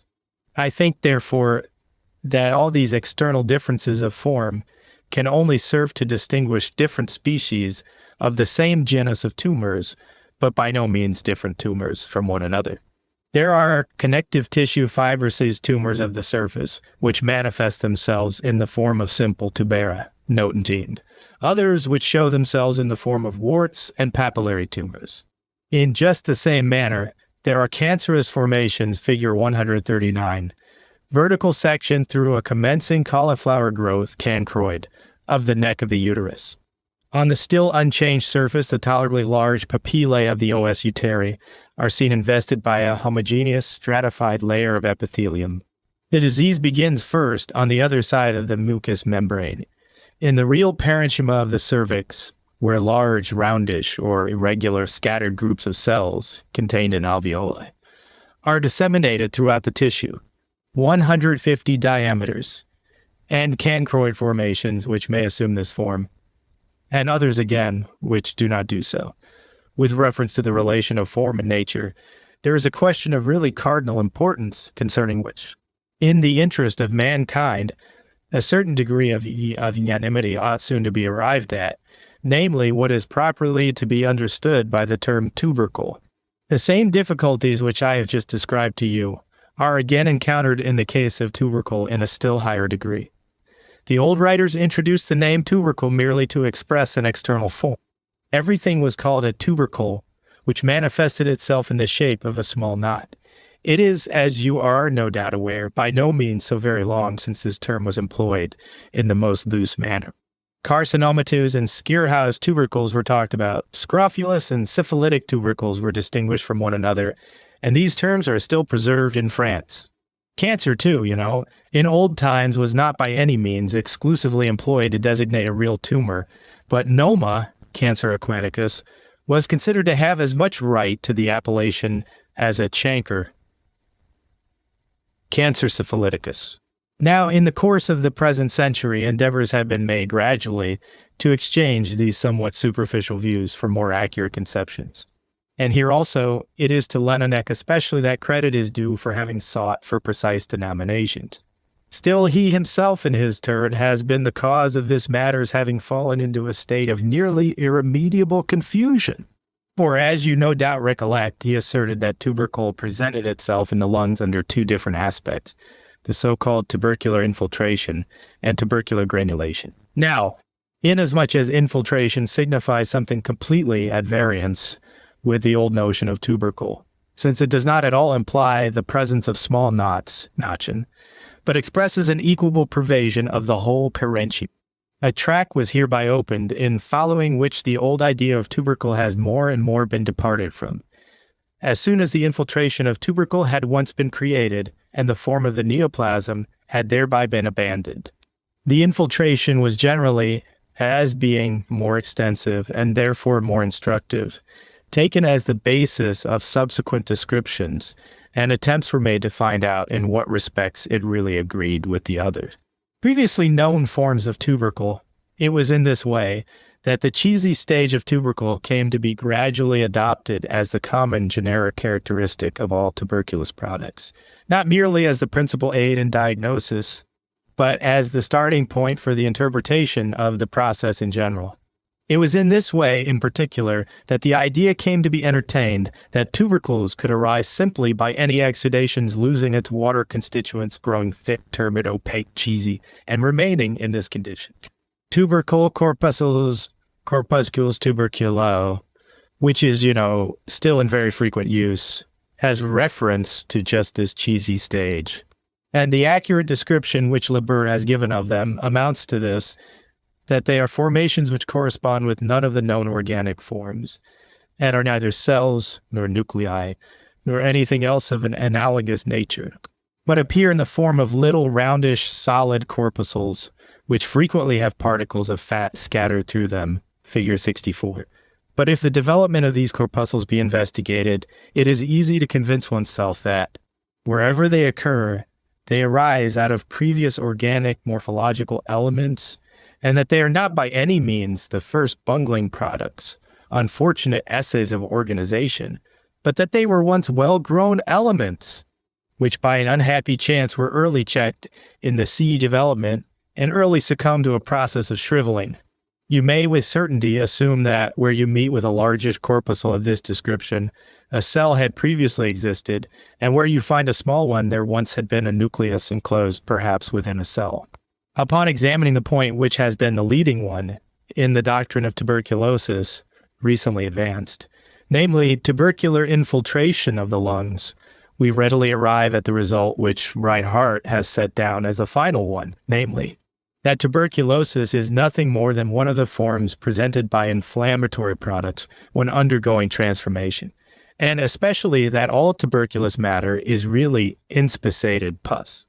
In fact, what has been termed tubercular infiltration can, with few exceptions, be traced to an originally inflammatory, purulent, or catarrhal mass, which has gradually, in consequence of incomplete reabsorption, fallen into the shriveled and shrunken state in which it afterwards remains. But Reinhardt was deceived when he thought he was examining tubercle. He was led astray by the false direction which had been given to the whole doctrine of tuberculosis from the time of Laennec until his own, especially through the fault of the Vienna school. If he had confined himself in his investigations to the form of old assigned to tubercle, and not granule, if he had examined the constitution of the knot in its different stages, and had afterwards compared the different organs in which knotted granular tubercle occurs, he would unquestionably have arrived at a different result. It may, at least according to what I consider to be the correct view of the matter, certainly be said that the greatest part of whatever in the course of tuberculosis does not appear in the form of granules is an inspissated inflammatory product, and has at any rate no direct relation to tubercle.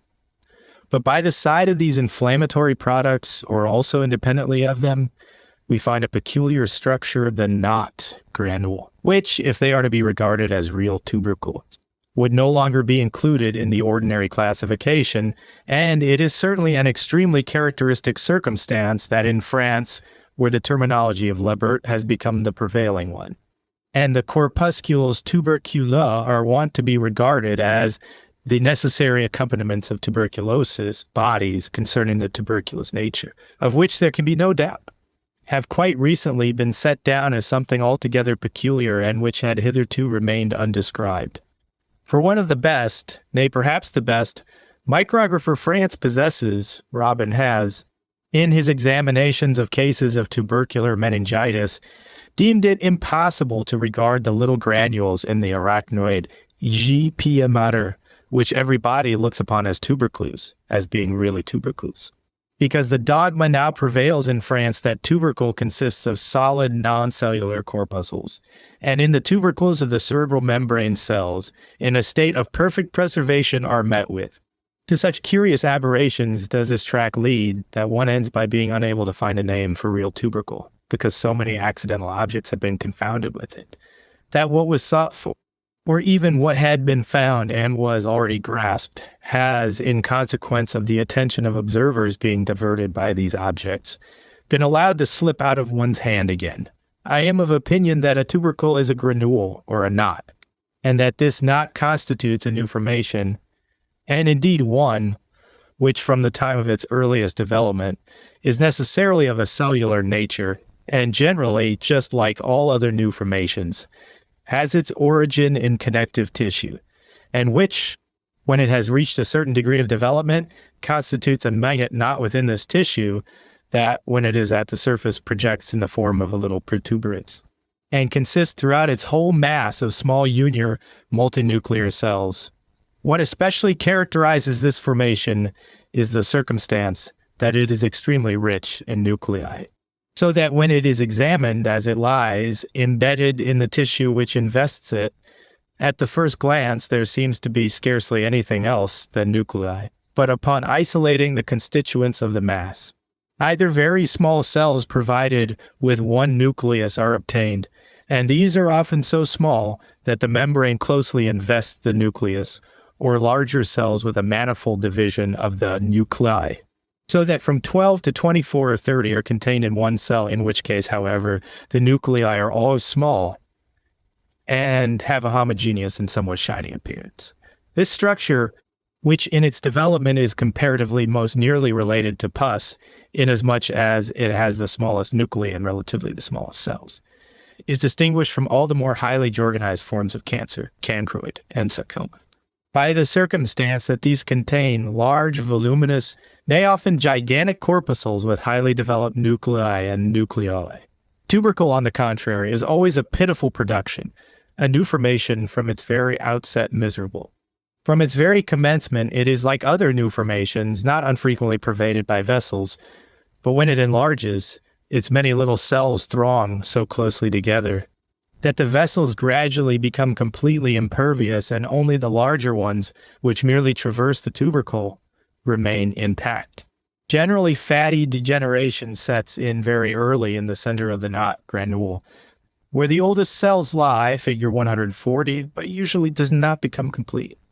Then every trace of fluid disappears, the corpuscles begin to shrivel, the center becomes yellow and opaque, and a yellowish spot is seen in the middle of the gray, translucent granule. This is the commencement of the cheesy metamorphosis, which subsequently characterizes the tubercle. This change advances from cell to cell farther and farther outwards, and it not unfrequently happens that the whole granule is gradually involved in it. Now, the reason why I think that the name of tubercle must be specially retained for this formation as being extremely characteristic of it is this: that the tubercloid granule never attains any considerable size, and that a tuber never arises out of it.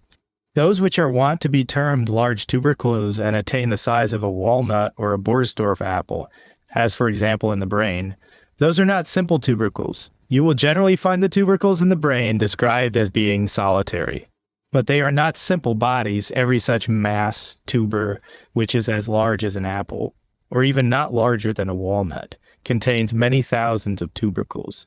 It is quite a nest of them which enlarges, not by the growth of the original focus, granule, but rather by the continual formation and adjunction of new foci, granules, at its circumference.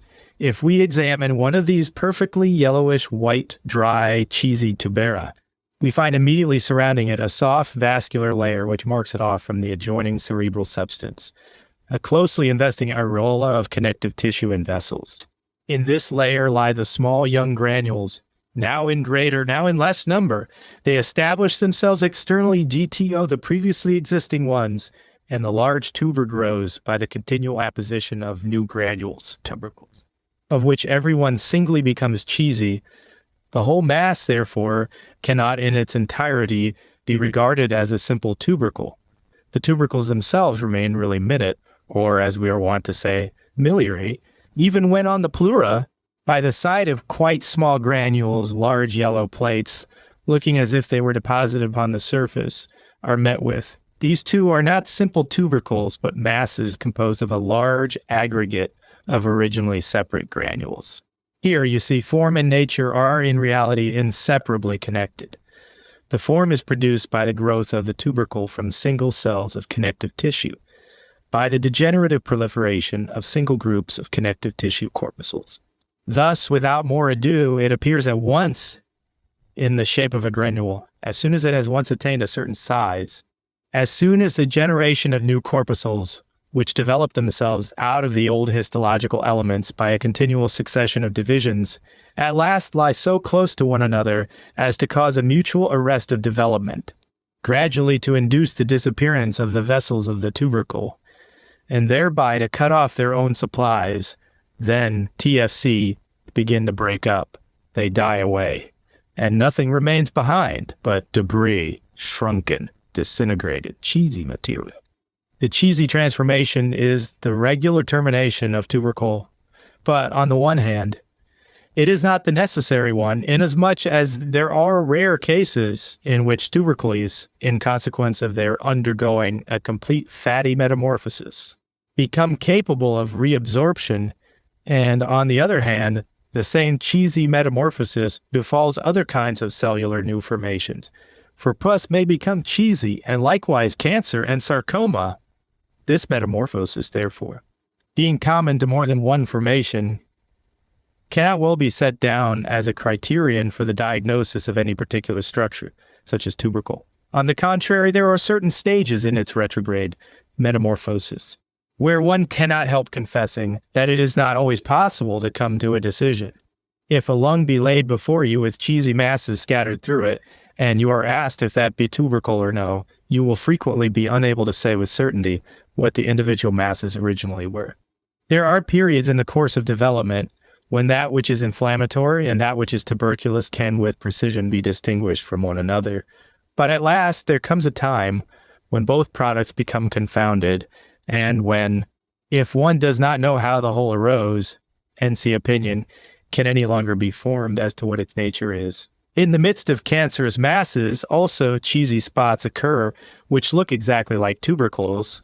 I have demonstrated that it is by the gradual transformation of the elements of cancer that this cheesy matter is produced. But if we did not positively know from the history of their development that cancer cells disintegrate step by step, and that no tubercles form in the middle of cancer, we should in many cases be altogether unable to arrive at any decision from merely examining the specimen.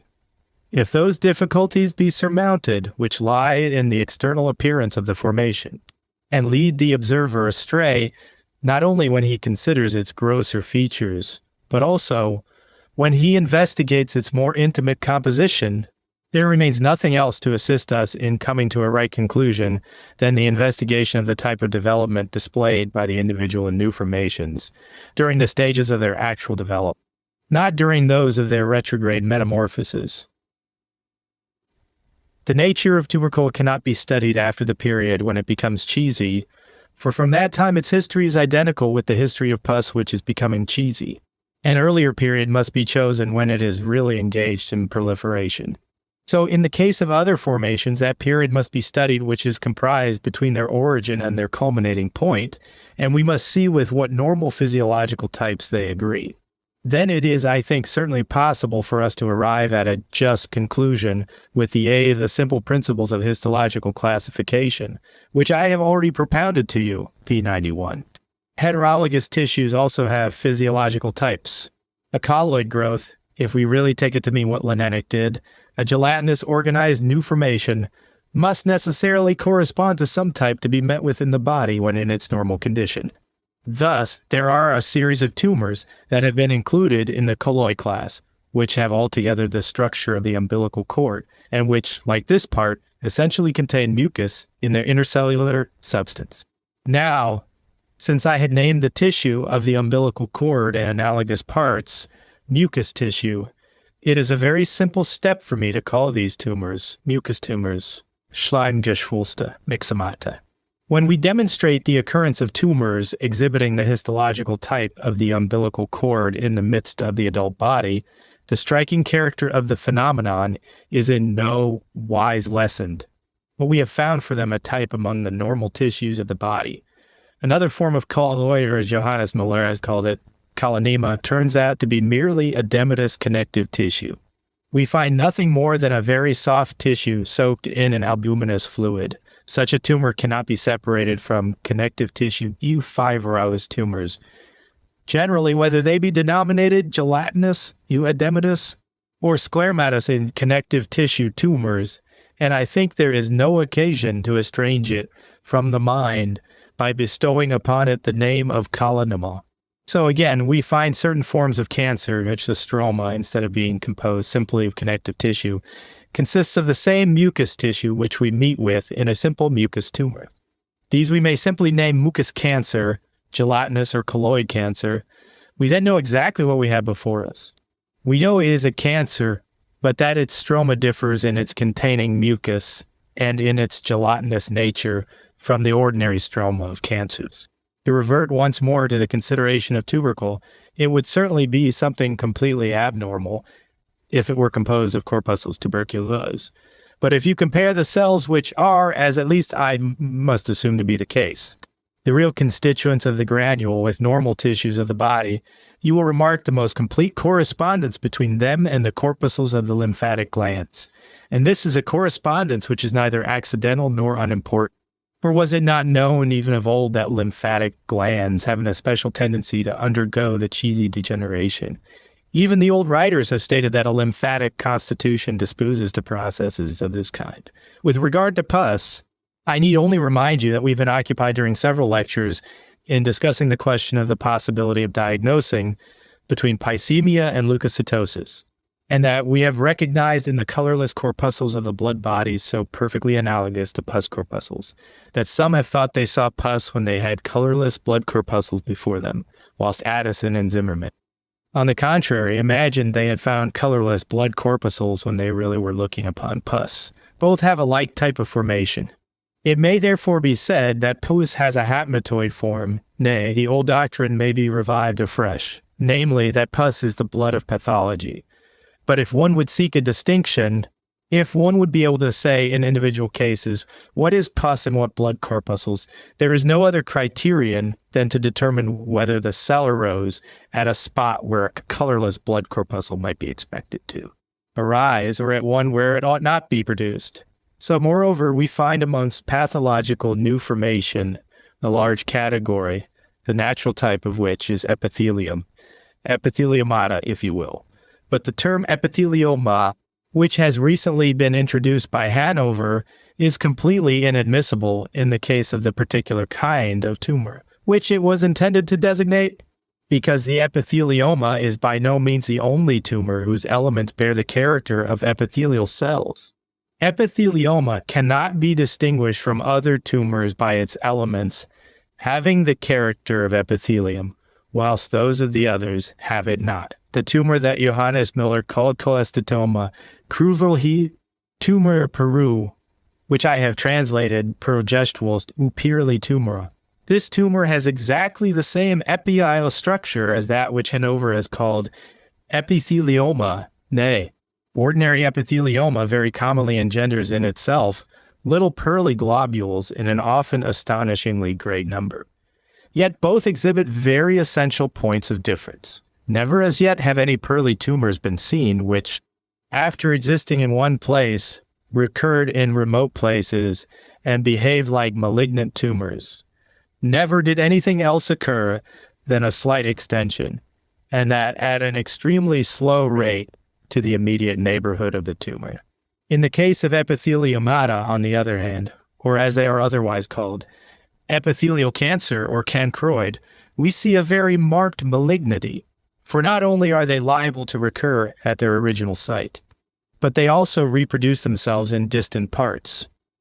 In many cases, nearly all the organs of the body are metastatically filled with masses of cancroid.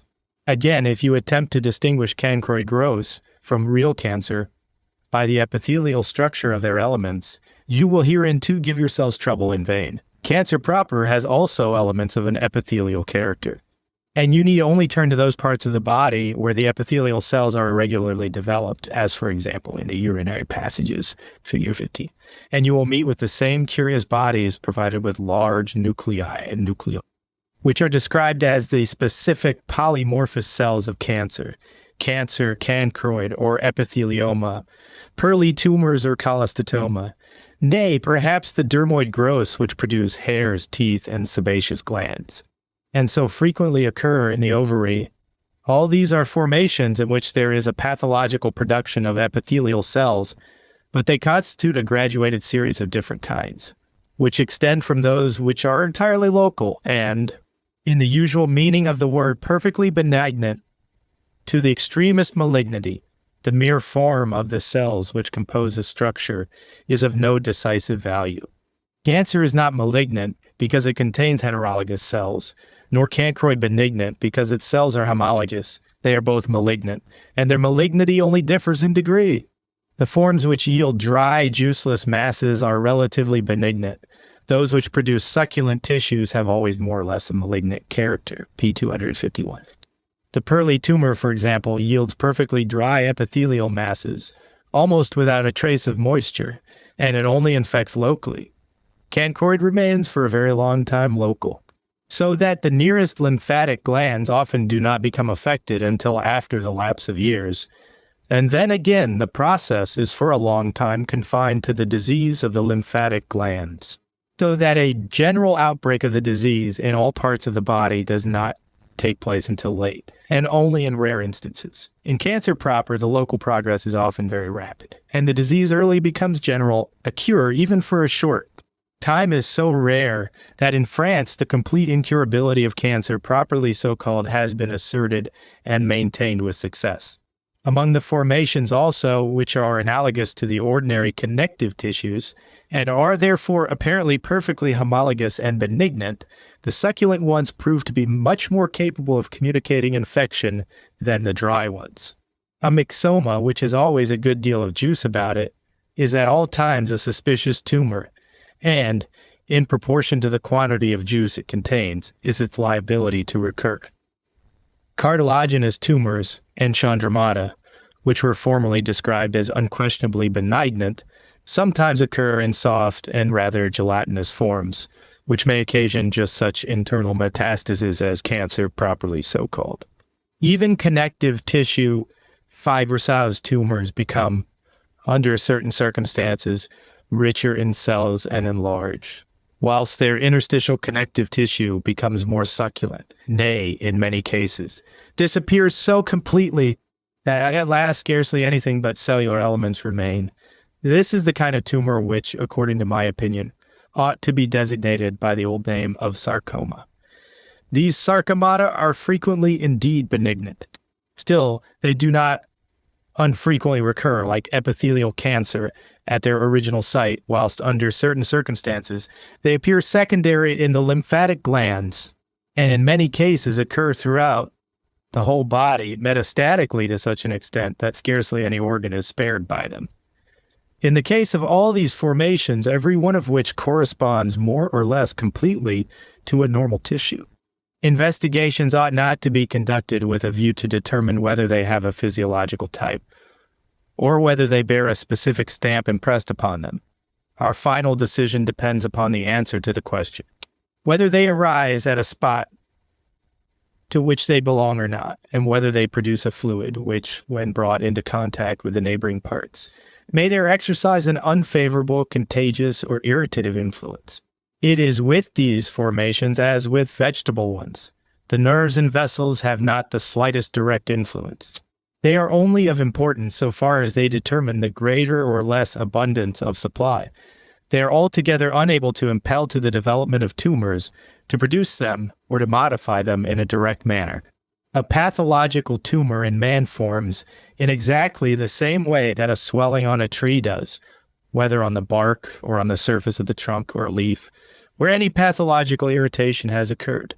The gall nut which arises in consequence of the puncture of an insect, the tuberous swellings which mark the spots on a tree where a bough has been cut off, and the wall-like elevation which forms around the border of the wounded surface produced by cutting down a tree, and which ultimately covers in the surface, all of them depend upon a proliferation of cells just as abundant and often just as rapid as that which we perceive in a tumor of a proliferating part of the human body. The pathological irritation acts in both cases precisely in the same manner.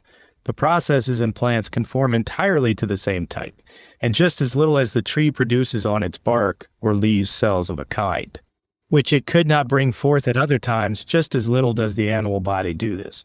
But if you consider the history of a vegetable tumor, you will see there also that it is above all the disease spots which become unusually rich in specific constituents and absorb and store up the peculiar substances which the tree produces in more than average quantity.